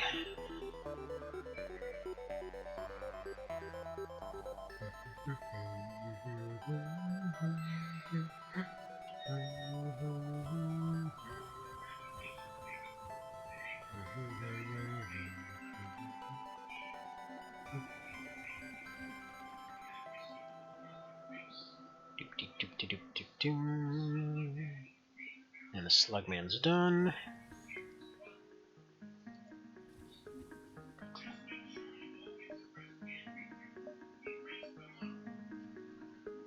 Alright, so what do you think the odds are? I mean, we've at least got a shield. It's gotta be something. It's not a very good one, mind you, but hey, it's still a shield. Although, I mean, considering we're barely at the end of one here, and there's a chance for an extra distress beacon too. I kind of want to, because it might be a free thing, and it might end up carrying the fight. Nah, we don't really have the, If we had a bit more engines or a second shield layer, it'd be worth it. And what is this crap? It's like all nebulas and hostile regions. That's how it's going to be, apparently. I don't know if the type of ship that you have will in any way change like what kind of regions you spawn. Calculate a map of the sector according to FTL navigation databases. Okay. Cannot determine your location. Okay. Not sure what that's supposed to be, but okay. Scan the station. Turn on your sensor to full power, but an image does not appear. Nebula here is too dense. You haven't collected some scrap, you fly away. Cool. Cool.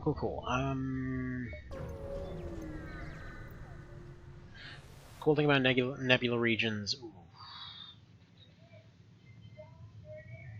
That would be kind of nice. We can potentially win here.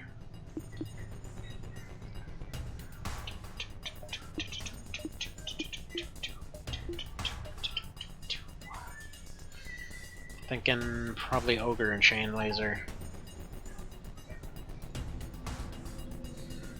Just pummel it into submission, and if we beat it fast enough, there's a chance for getting them to just hand over the weapon.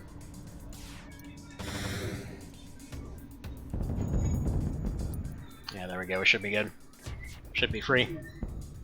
Well, kind of free.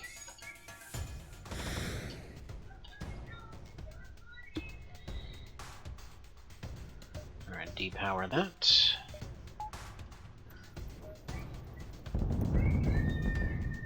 Very nice.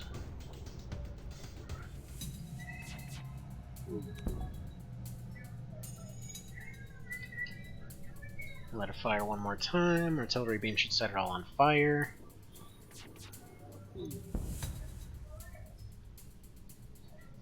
Alright. Okay, that's adorable. Yeah, no, they're just toast. Not sure why they didn't try to surrender and leave the weapon, but okay. Whatever works. I'll get a distress in the store. They'll probably get rid of an advanced FTL navigation. It says, hail the refugee ship. A Zoltan ship suddenly jumps in the system. It claims the refugees are criminals and accuses you of escorting fugitives. Where you can respond, cuts communications, and powers its weapons. Okay, so Zoltans with the super shields. Looks like it's going ion and missiles.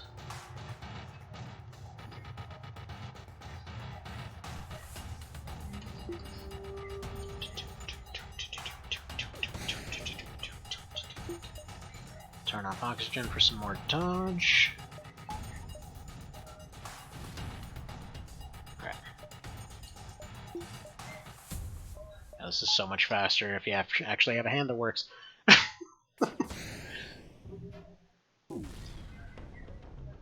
Alright, artillery beam is damaged, but still functional. You only get one hard shield damage per room per laser with this thing.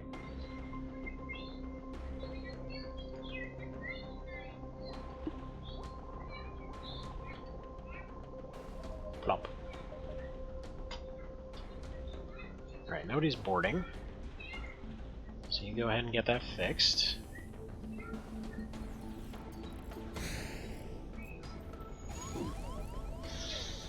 Yeesh.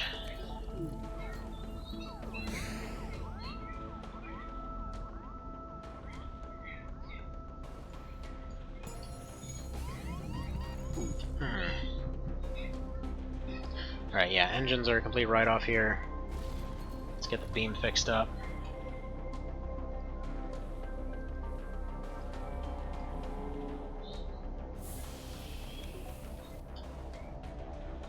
Should probably take that energy and reroute it over there. So I guess technically speaking I don't need to do that.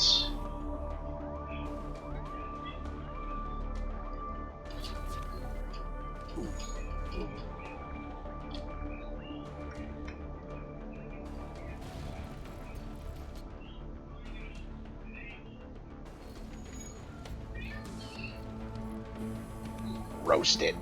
Oh, and they picked the worst possible route.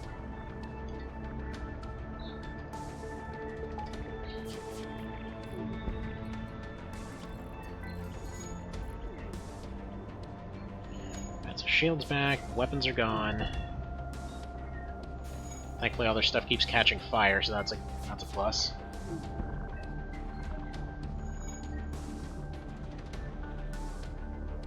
If I can hit the clone bay, then we don't need to do anything else.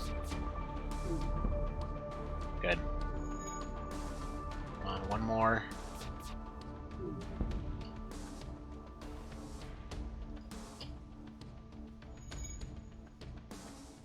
Where's that guy gonna sit? Gonna go sit in his pilot seat. So at least I get to sit in the nice chair. Okay, now empty of life forms provides easy salvage, and then refugees give stuff, and okay, now we need to go to a store. Because that was looking pretty rough, but we should be able to get patched up. Let's say overall this is going way better than it has any right to be honest. And yes, I am including in that little calculation the fact that we're basically at 4 health. It's fine. It's better than expected, and they went boom anyway.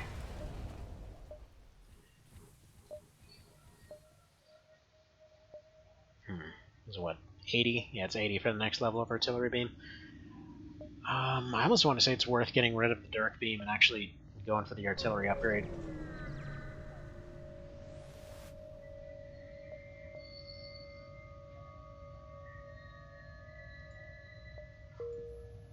Let's not give some gas.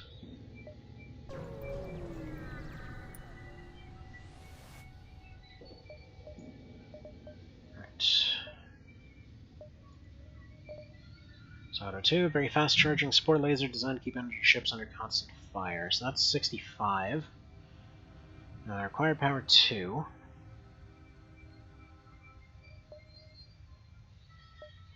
See, military laser Mark 1, advanced standard laser deals additional damage to enemy systems. It's 1 power. Okay, charge time is 7 seconds, this thing is 3 seconds.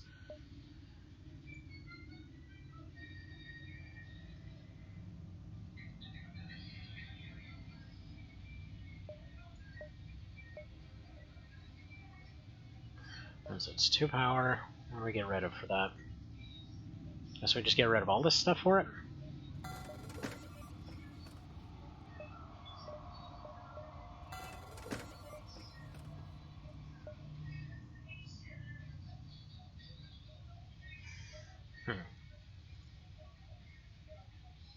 Let's see, that takes 1. What does this do exactly? It's 1 in 7 seconds. Where's the... Should be a pretty much constant barrage. Okay. So 17, 15, puts us up to 45. Does that give us enough? Yeah, then we only need 30 for that, so...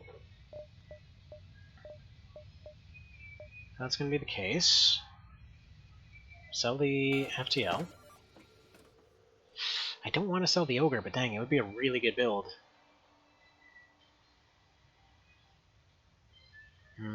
Alright, we're in a rough position, so we need to... yeah.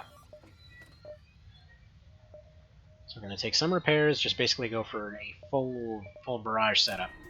And oh my goodness, that's really loud. 1 sec.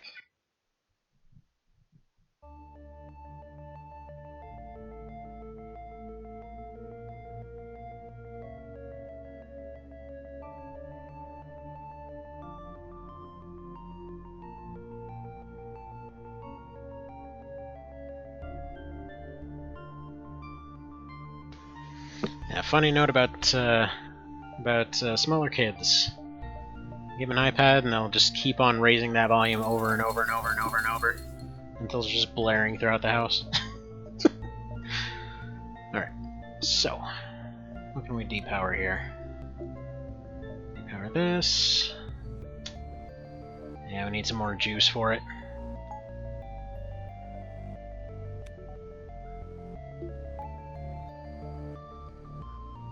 So that's incredibly strong. If we go that way, I'm not sure we'd be able to get out. But we're gonna risk it. That's potentially a ton of really good encounters. And they get a fire beam, that's not gonna hit unless the ion hits. Should be able just to sit back and lay waste here.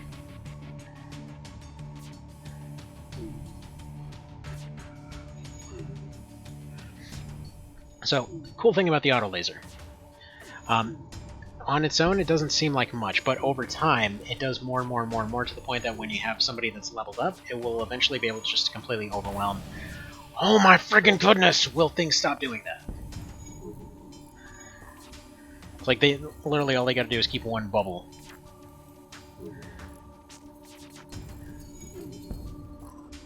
This keeps going haywire because they keep getting that ion off. I think what we're gonna have to do is pop this one on the drones because that fire drone's ridiculous. Oh, we accidentally shot the fire drone. That works. And they're dodging everything all of a sudden. Can't dodge the fire beam.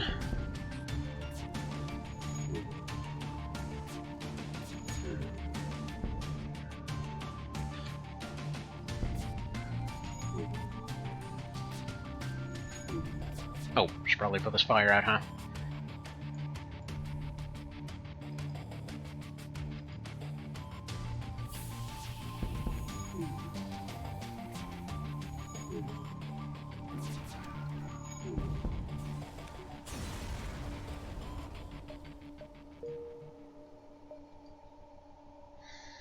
Alright, new plan. I'm going back to the store, spending all of that on repairs, and going the other way.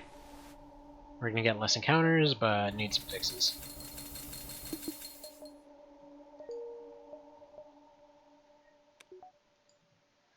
As there's no way we're surviving the rest of that on 3 health.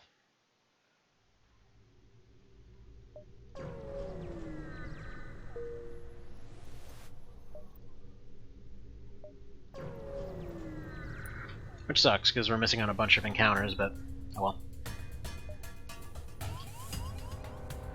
Alright, people on the ship.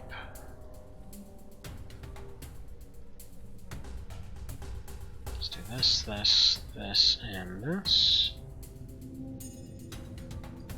This should be a completely free encounter, because by the time they get anywhere, oxygen should already be gone.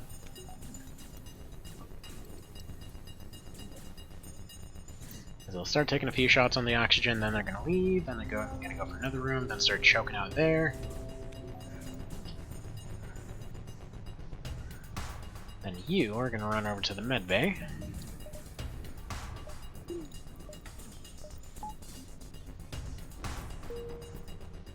Kinda forgot to fix my sensors, but that's fine. And there we go. Once that's sorted out. What I was really hoping to get a chance to show off is the new sectors, though. As they actually have an entire set of new races and whatever else, and their sector is really cool. I've heard some people complaining that they didn't like the sirens and whatever else, but basically, you got an entire sector that's basically Silent Hill. It's pretty sweet. I love the music in it. But again, to each their own. I think it's technically one of the hostile sectors. I'm not sure.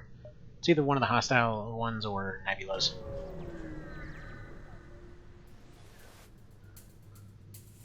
Alright, automated scout. I got stealth drones, mine launchers. Turn that off for the beam.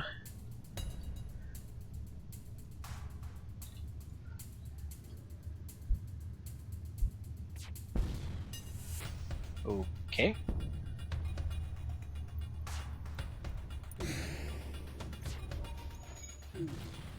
Oh, come on.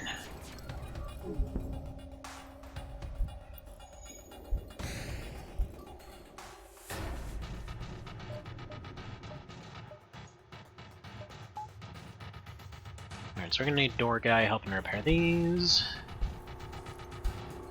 Sensors or whatever can take or leave that situation. Alright. Shield's gone. Drones need to go next.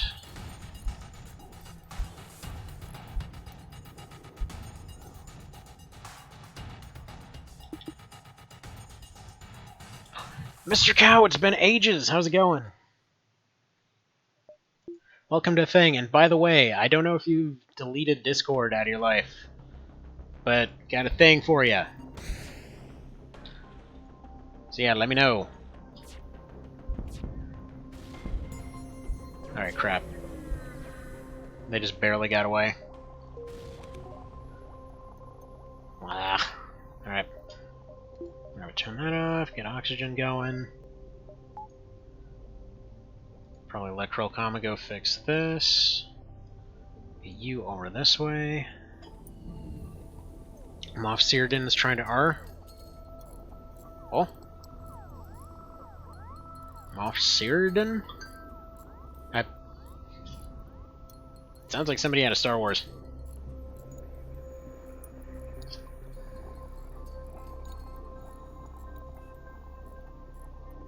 Phone screen broke, so I can't use Discord at the moment. Okay, well, what can you use? Hi there, Alis. How's it going?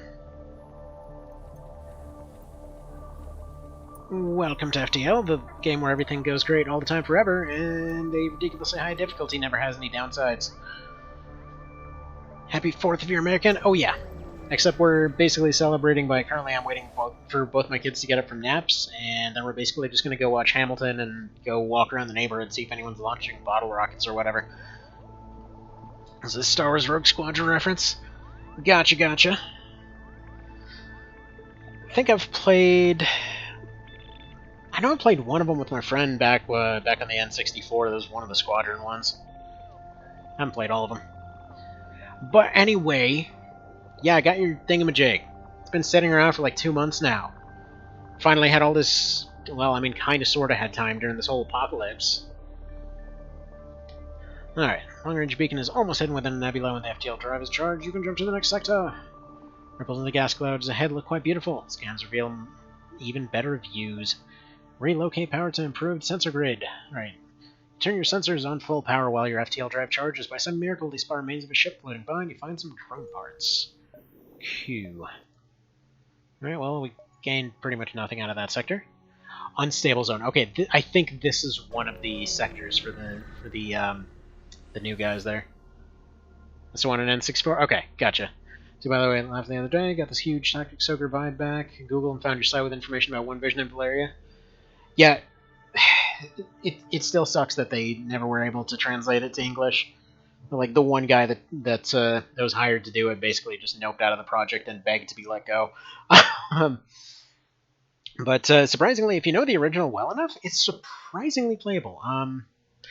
Crap, now I'm kind of bummed out because now that... So, for those that didn't see, one of the plans, since my hand's kind of busted at the moment, one of the plans was to try to stream off the Vita, which, in the process of everything, managed to corrupt itself yesterday. It just occurs to me that I had like a 40-something hour save of Chronicle Valeria on there that's going too.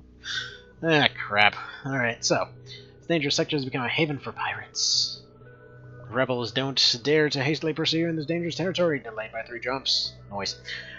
With the rebels this is still far away, you can try to use special features with the augments of your ship, except we don't have any. We can't replicate, like, instant mantises that'll try and murder us again. God, this mod's great. Let's see. Tried replaying the original PSX to be able to go try CV. Yeah, a lot of it carries over, and a lot of it is really dang dandy. By the way, if you're curious, the guy that did One Vision also did a more modest remake, or not remake, but just like rebalance, that was called Old Vision. It's not the same features as One Vision, it's just for the sake of pointing out that it was the same person. Ooh, what's this? I collected the debris, dodging asteroids along the way. We got a power injector, whatever that does. And we got a little mini event of just trying to dodge boulders for a little bit. Can we leave now, please? Hurry up. Come on, charge. I know we have... Oh, wait, probably if I invest... actually powered up the engines, that might help. I know we haven't gotten many upgrades. We've been flat broke and everything's expensive. For the Classic, yes. He made one for SNES and one for PS1. So you intend to follow and help them? Sure. While searching fruitlessly through the nebula, you stumble upon a rebel ship. Great. Oh, you found animal crackers! That's good stuff! You need help with that? Need help? Oh. Look at that! It's animal crackers! It's good stuff? Okay. Yeah? You gonna make them all gone? Well, geez, somebody's hungry! Alright. So you tried to find all the mods I could for Classic, didn't find anywhere that was not Japanese. If you do... Where's it posted? Try !1 Vision, and it should be one of the ones that's related on there. Without the slash. Or... !OV, maybe? Alright. I don't know, all the commands are jacked up. I'm bad at that. Alright, this is probably the end of this attempt, by the way. Okay, they're hacking our doors for some reason. Why can that get through shields? It's so busted. Alright, they just fired something. That's probably gonna be the end of us, to be honest.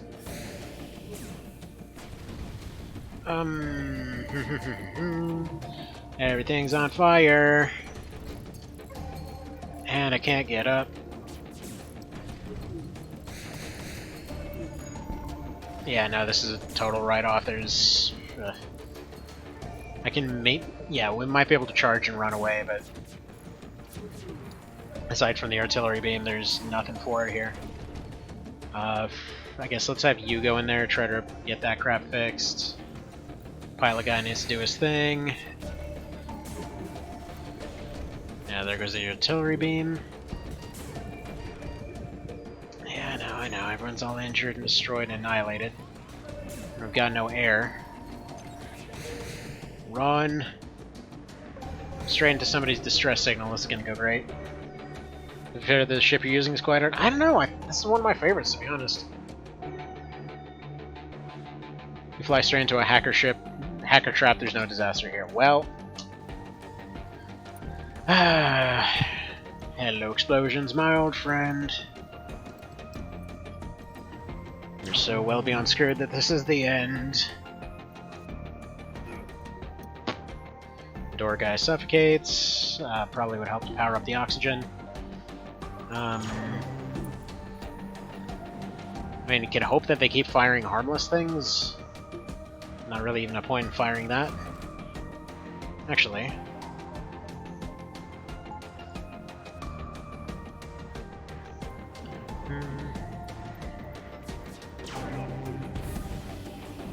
Boop. Got booped in the nose early. Yeah, no, our first attempt was actually with the Stealth C, which, the last video that I was showing it off, yeah, I forgot that ship hack A does not mean default ships. Because without any doubt, this is hands down my favorite piece of garbage in this game. Like, it's so irredeemably terrible, it's not even funny. But yeah. Let's see, tried a tablet, we tried to factory reset to get working, followed the tutorials on YouTube, but when I tried to get the boot manager thing, instead of going to the screen, it just starts normally. I have no idea, man. I mean, what are you on right now, I guess is the question. Because, I mean, wait. I mean, left-handed? Basically, I'm waiting to get surgery on my right hand. So I got carpal tunnel a while ago, so it's been getting progressively worse over the last month and a half or so, and so I'm basically just doing whatever I can left-handed. So yeah, So this is one of the few things that I actually can effectively do with a relative amount of ease left-handed, but that and like the slimmer profile of the Vita helps. I don't think it was necessarily that as much as it might have been from work, because we have everything kind of set up at a weird angle, and I'm usually shuffling a whole bunch of things around, and you end up being kind of like leaning on your forearms for extended periods of time, and I tend to lean on my right arm more. I'm assuming it's partially because of that. It also could have been because of the way that I have my keyboards laid out, because I have one of them that was lower, and I didn't realize the angle that I had it at could potentially be the cause of that kind of thing. But then again, that was something that I had also previously done for years, and it was never an issue, and it didn't seem uncomfortable, so no idea on that one. But either way, they said that it's basically pinching two nerves in my arm. So I gotta they're electrocuting my arm soon to find out what exactly the issue is, and then that tells them where they need to slice stuff open, and then it's a week of recovery, and then hopefully back to normal. Now, one quick sec. Let me see if we have time for one more attempt. So I will be right back. Yeah, so I tried to do... At first I was hoping to do more of the Armored Core AI arena. That's completely out. Like, my hand gets irritated from just using a controller. I thought it was, going to be a relatively quick thing.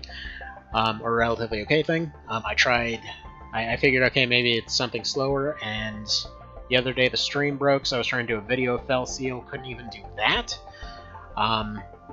Because like it literally just starts going through random sensations, the best way to describe it. It's like goes numb, then it burns, then it feels cold, then it feels itchy. It's literally just your hand going glitchy. So anyway, yeah, this was the ultimate results, that I can sort of club my hand on the number keys and use my left hand for the clicky stuff. Works. But yeah, let me go see if there's time for one more attempt. I don't think there is, but let me see how that whole kiddos waking up situation's going on. Because another attempt with this thing will maybe make it to Sector 2.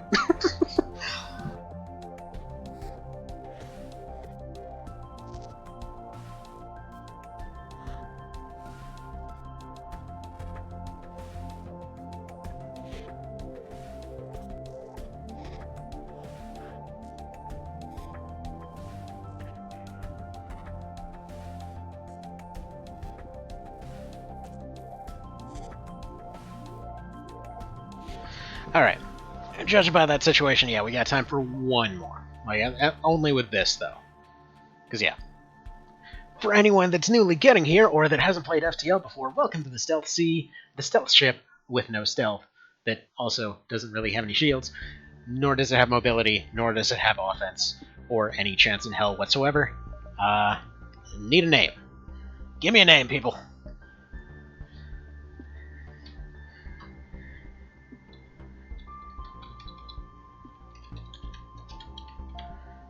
Also known as the Garbosian. Sounds good to me.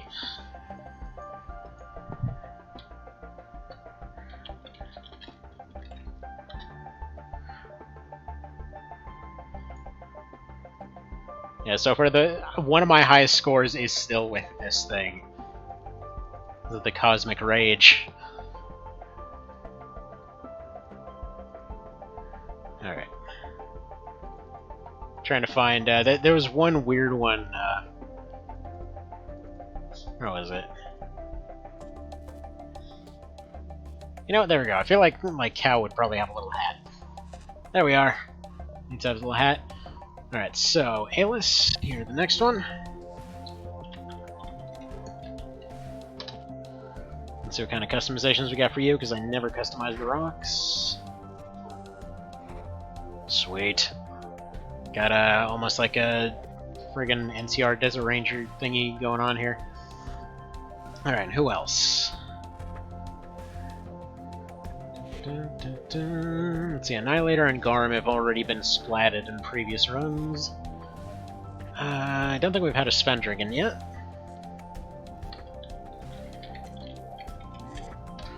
There we go. That'll do. Let's do this thing.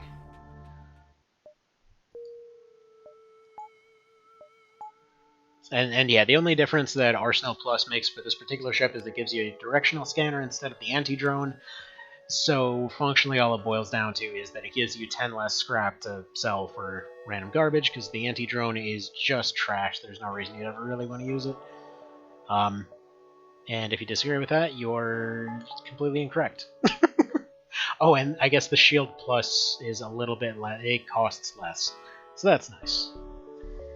It's minorly, arguably better. Honestly, the directional scanner being able to see a single room is somehow more useful than the anti-drone. Except bribe. Yes, please. I'll take all the free bribes and encounters if you could.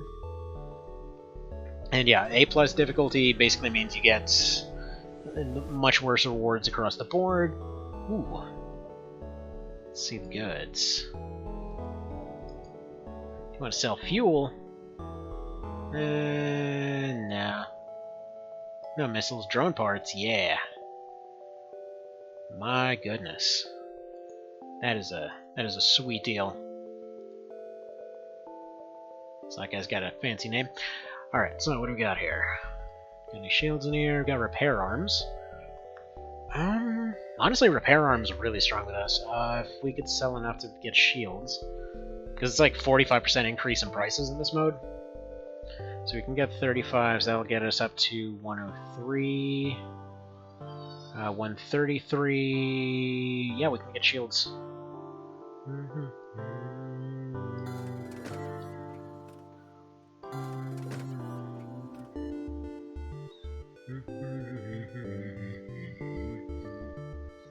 So that was 140. Yeah, we'd have to sell this.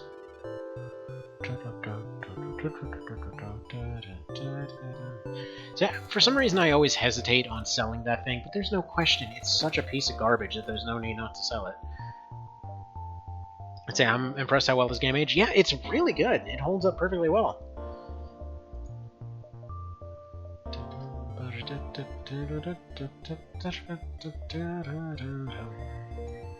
Alright, so now we got a shield bubble instead of the hard shield.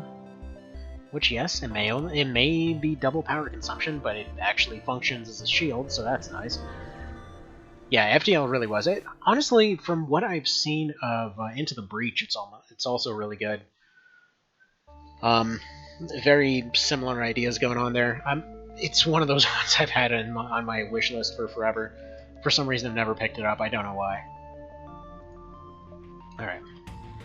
Try to actually get into a fight here. Into the breach of yeah, it looks awesome. Alright, first laser is charged. I think it's like one of those things that my options were either War of the Chosen or Into the Breach. It's like, well, you know, why you gotta put me in this position? Yeah, there we go, they're toast. It's like, once you can get into this kind of position, you're pretty much good. And they're still gonna get a hit off. Crap.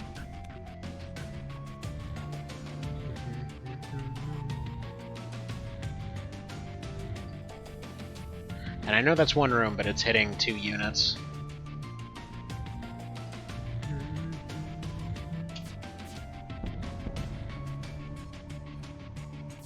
Yeah, it won't really make a difference, to be honest. Hit it with whatever, and we're out of here. And turbo-based grid style mecha action can't go wrong with that. Very true. Yes, give me this. It's basically a choice of repairs or supplies. And it's either 3 repairs or 6 drone parts. Now that I think about it, we don't have any drones anymore, do we? Well, it's okay. I don't use my brain for stuff.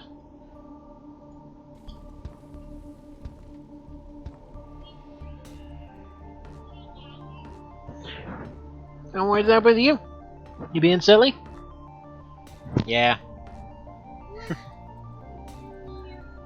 Kookalukin added you to your friends list. Who's Kookalukin? Well, that's weird. Random people adding me to their list. By the way, Mr. Cow, just send me a message on PSN.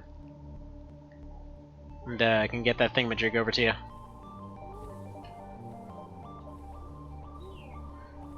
Thingamajig. It's a penny? Well, thank you for a penny. I'm rich now. Appreciate it. Yeah, it's a coin. I didn't know that. I had no idea a penny was a coin. Alright, what should we got here? Go looking for the ship.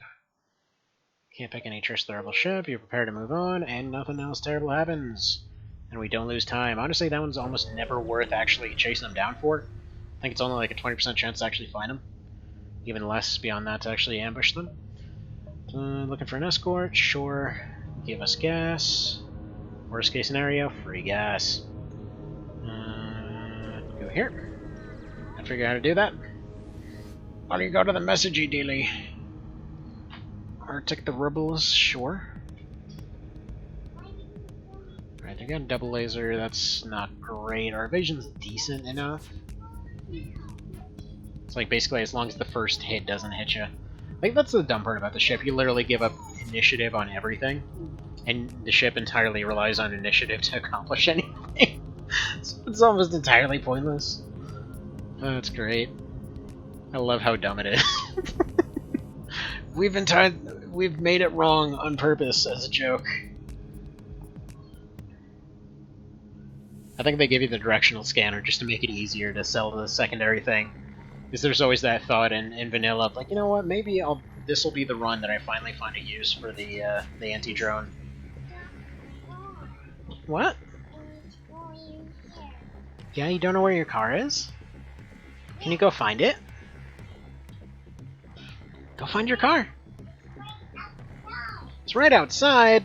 No, that's the wagon. We're gonna use that to go for a walk later. Alright, there we go.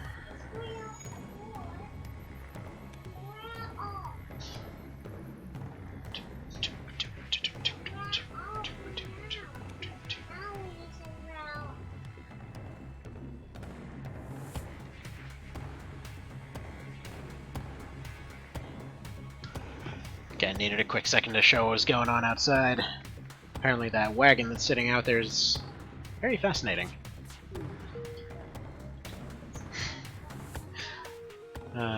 Still going on about the wagon. It's adorable.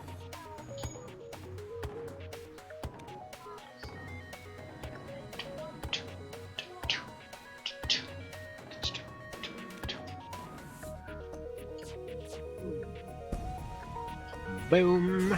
And it's gone.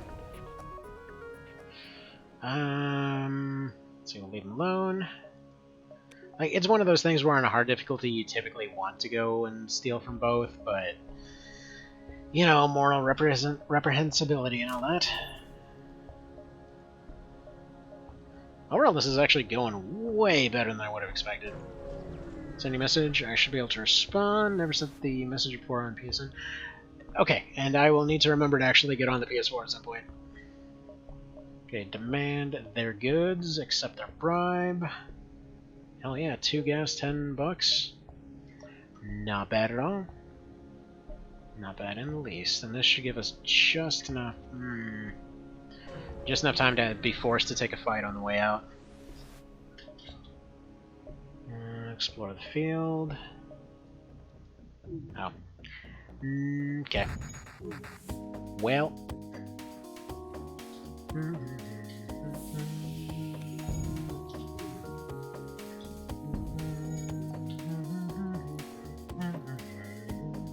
Fun scientific note, apparently, this is absolutely not how that works. As in, apparently asteroid belts are like miles apart. Give them gas. Did they... Oh, $8. Well, that's not gonna do very much, is it? Like, I love how the encounters chain together in this. Like, you'll have cases you'll just escape from one, just barely escape from another. It's like, ugh. Alright. You know what? No guts, no glory and all that. 5 repairs. Get to see some stuff. We get some sensors, except we don't. Ew. Burst scanner. Fires quite a bit volley. Good for knocking down shields or other weapons. Not damage crew or systems. Each shot is blocked by shield layer. Blah blah blah blah blah blah blah. Shots per charge 3, power 2. Let's see, that's 45. Can sell all weapons for just having the 1. I feel like it'd be...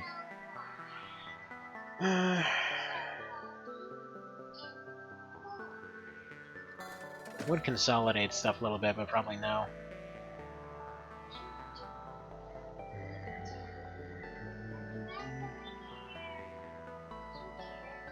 One power, 2 shots, though.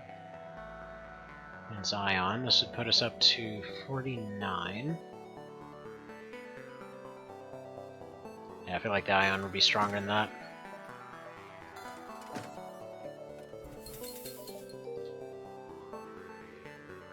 We'll see if that's true.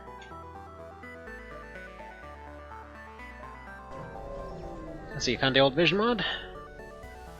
I mean, he's basically 0.1's where it started, and honestly, it's just it didn't have enough to really bother going past that. He put out a few bug patches, and he still will update stuff if you ask him about it.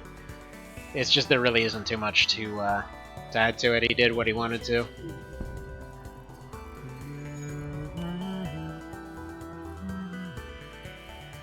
Alright, we're gonna get a hole punched somewhere here. Oof. And our weapon guy's dead. Temporarily. They'll be back. And I guess we need those engines to go places. Okay, fix that, please. Yeah, this might be the end right here.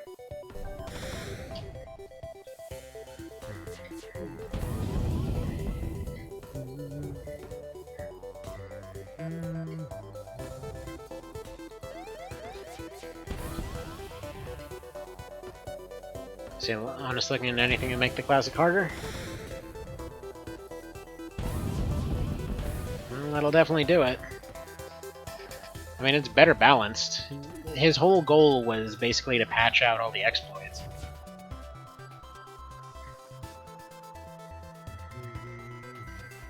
I'm just gonna leave them in the engine room so they can keep repairing. Get that anti-ship battery crap out of here. Lanius sector. Unidentified, unidentified. Ah, whatever, we'll go for the Lanius, I guess. It's a terrible idea, we're in no possible condition to deal with that.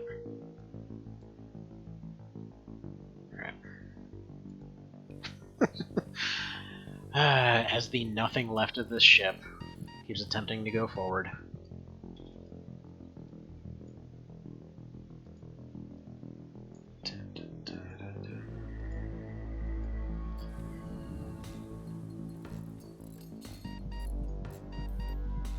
I mean, yeah, might as well just have them keep repairing. They're all gonna have to take some deaths to get this all fixed anyway. I mean, the sad part is this is still way better than stuff usually goes for this ship, so there's that. See, everybody has 5 agility growth pretty much. Yeah, I mean, a lot of it's way better balanced. It's just that was the point. His whole idea is to take a bunch of... Funnily enough, he's actually done a similar thing for Fallout Tactics. Like, he basically finds old classics and tries to patch out all the really busted crap. So you can go and have a little bit more fun with them. Also, I keep wanting to do something that you can do in AoE 2 here, which I kind of miss AoE 2. I won't be able to play that for a while now. So you've been playing some Doom 1 to see why Nightmare is considered a real difficulty. Once I had a shotgunner respawn right behind me. Also been watching some CNC Remastered. Apparently remasters are actually really good. So I've heard. So no more drive to ninja spam. They're still pretty fun though. Get those double knives going. I forget if you could do double axes. I thought it was just swords. Also, Mr. Cow, sorry, I accidentally just fed you to an airlock. These things happen. In case you're wondering, yeah, basically going into a mild coma and respawning is the only way that they can actually heal. So, since they have to more or less trade health, they will end up dying to fix that hole. It's fine, you're back, you're right here. Like, if we had a med bay, we could go repair in that, but no. Or we could go get healed in it. And yes, I could be playing a bit more optimally, taking them out the second that the hole was patched so they don't take any more health. But it's fine. It's fine. Nobody gets to train anything on the ship anyway. It's part of the fun. This is literally like the level 1 run of FTL. Which, by the way, the level 1 run of Tactics Ogre there is on a little bit more of a hiatus, just so you know, because I spent about a couple months grinding up on that Vita that got corrupted. So yeah, that save file's gone. Actually, here's one of those jumps I was talking about earlier, where it's just like, what is the plan here? It just goes all the way to here, and you can't really make it anywhere. That one's doable though.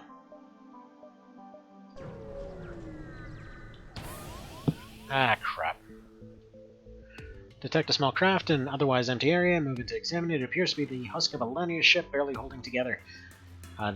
As you are closely scanning it for useful materials and collecting them, some figures climb out of the wreckage and launch themselves the short distance onto your ship.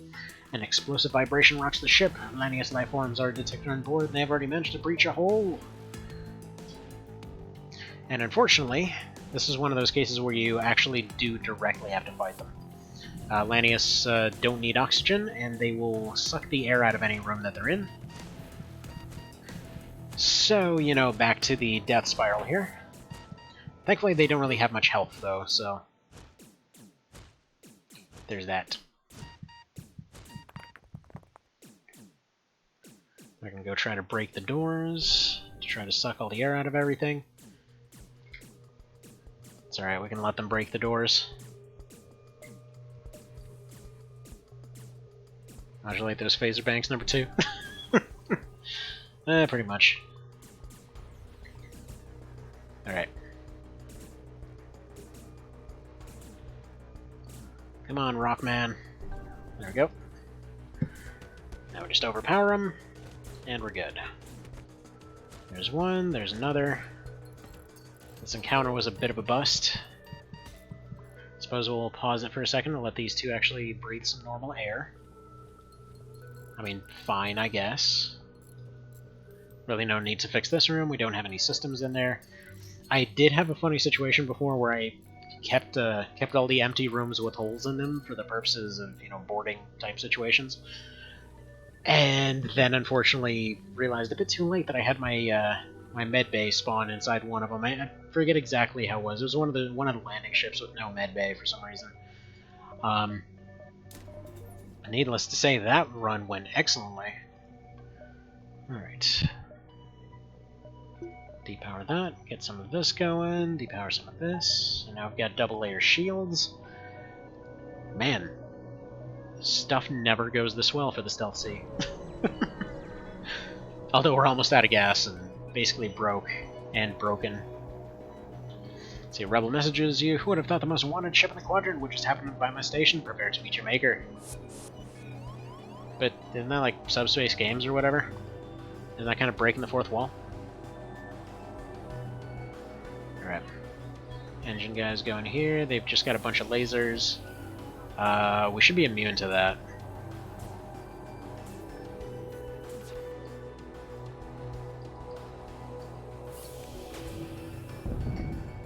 Yeah, that's fine.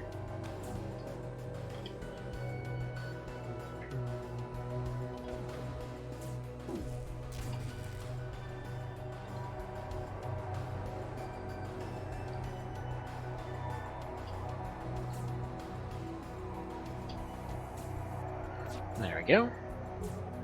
Break the shields, break the clone bay.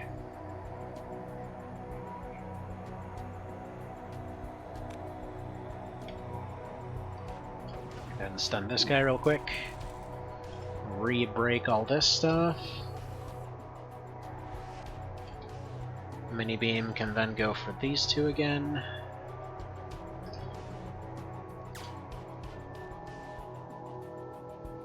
Did 64 games work on the PSP? Never tried Doom 64. technically kind of. Like it's a case. So Daedalus would be the emulator for that one. It's unclear how well it would work.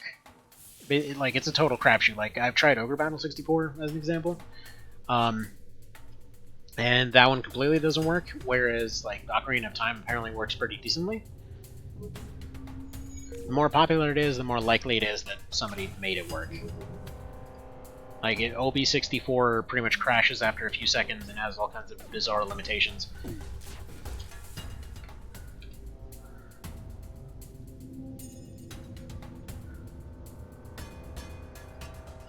Yeah, there's unique ports of Doom for friggin' everything, including the GBA, funnily enough, and the Genesis, and I think every system in existence has one. Like, not even hyperbole on that one, I'm fairly certain every system has one.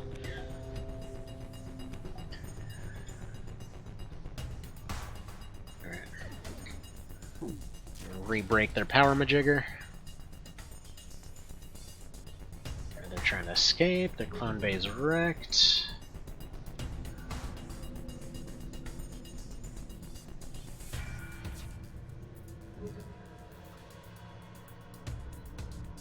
While the odds aren't fantastic, there is a small chance. Wait, how on earth?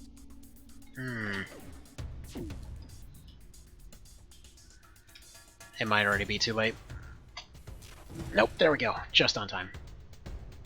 Because they were about to jump.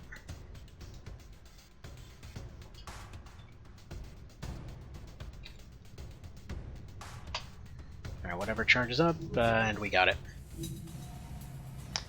Just. Alright.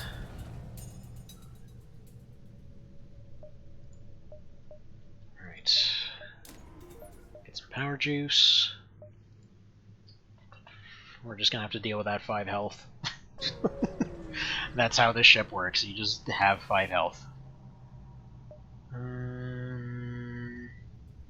Yeah, let's attack a landing ship. This is a great idea with no downsides. That is a big old beefy cannon.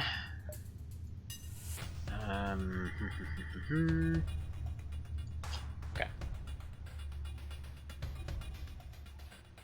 Anyway, so Mr. Cow, if you'd like, I can actually get Daedalus working on that thing, hopefully. I mean, I can test it out, see how it goes. It's like that one in particular I've never actually tried. Might be an interesting experiment. Okay, don't kill everything, please. Alright. Rockman, fix guns.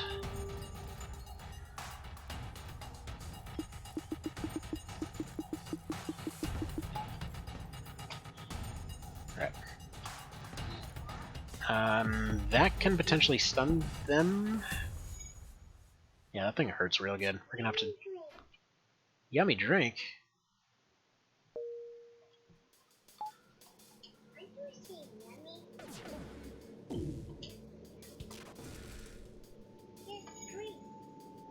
Okay.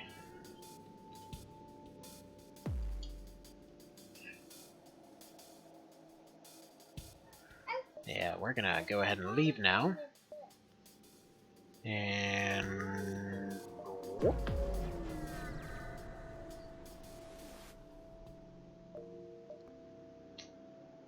Talk to your Rockman. So you go to the room with the Rockman's in, but they show you an ugly stone statue. Do you inquire about what it is, they just silently smile. They just show us rock porn? Weird, okay.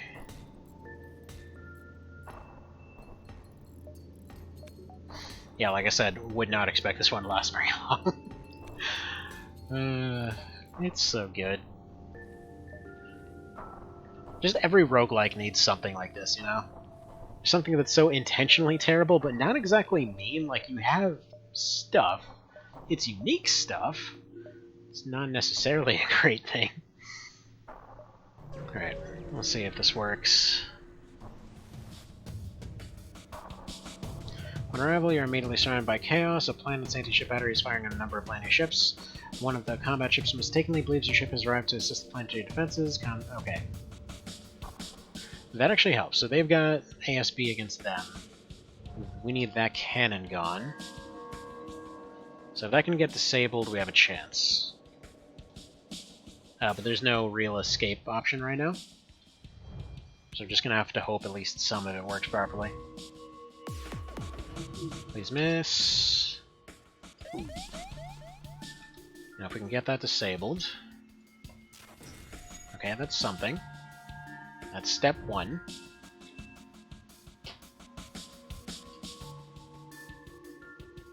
Alright, come on, come on, come on, come on. ASB on weapons, please. Well, not ideal. And we're dead. Well... alright. Anyways, that'll be that for today then. Just to get back to where this one did. This one did so well, it made it all the way to the end. I've never had a hard win with the Stealth C, but I have gotten to the last fight. That was fun. Oh yeah, no, this thing's a total sack of crap. That's not even... Alright, yeah, you guys have a good one.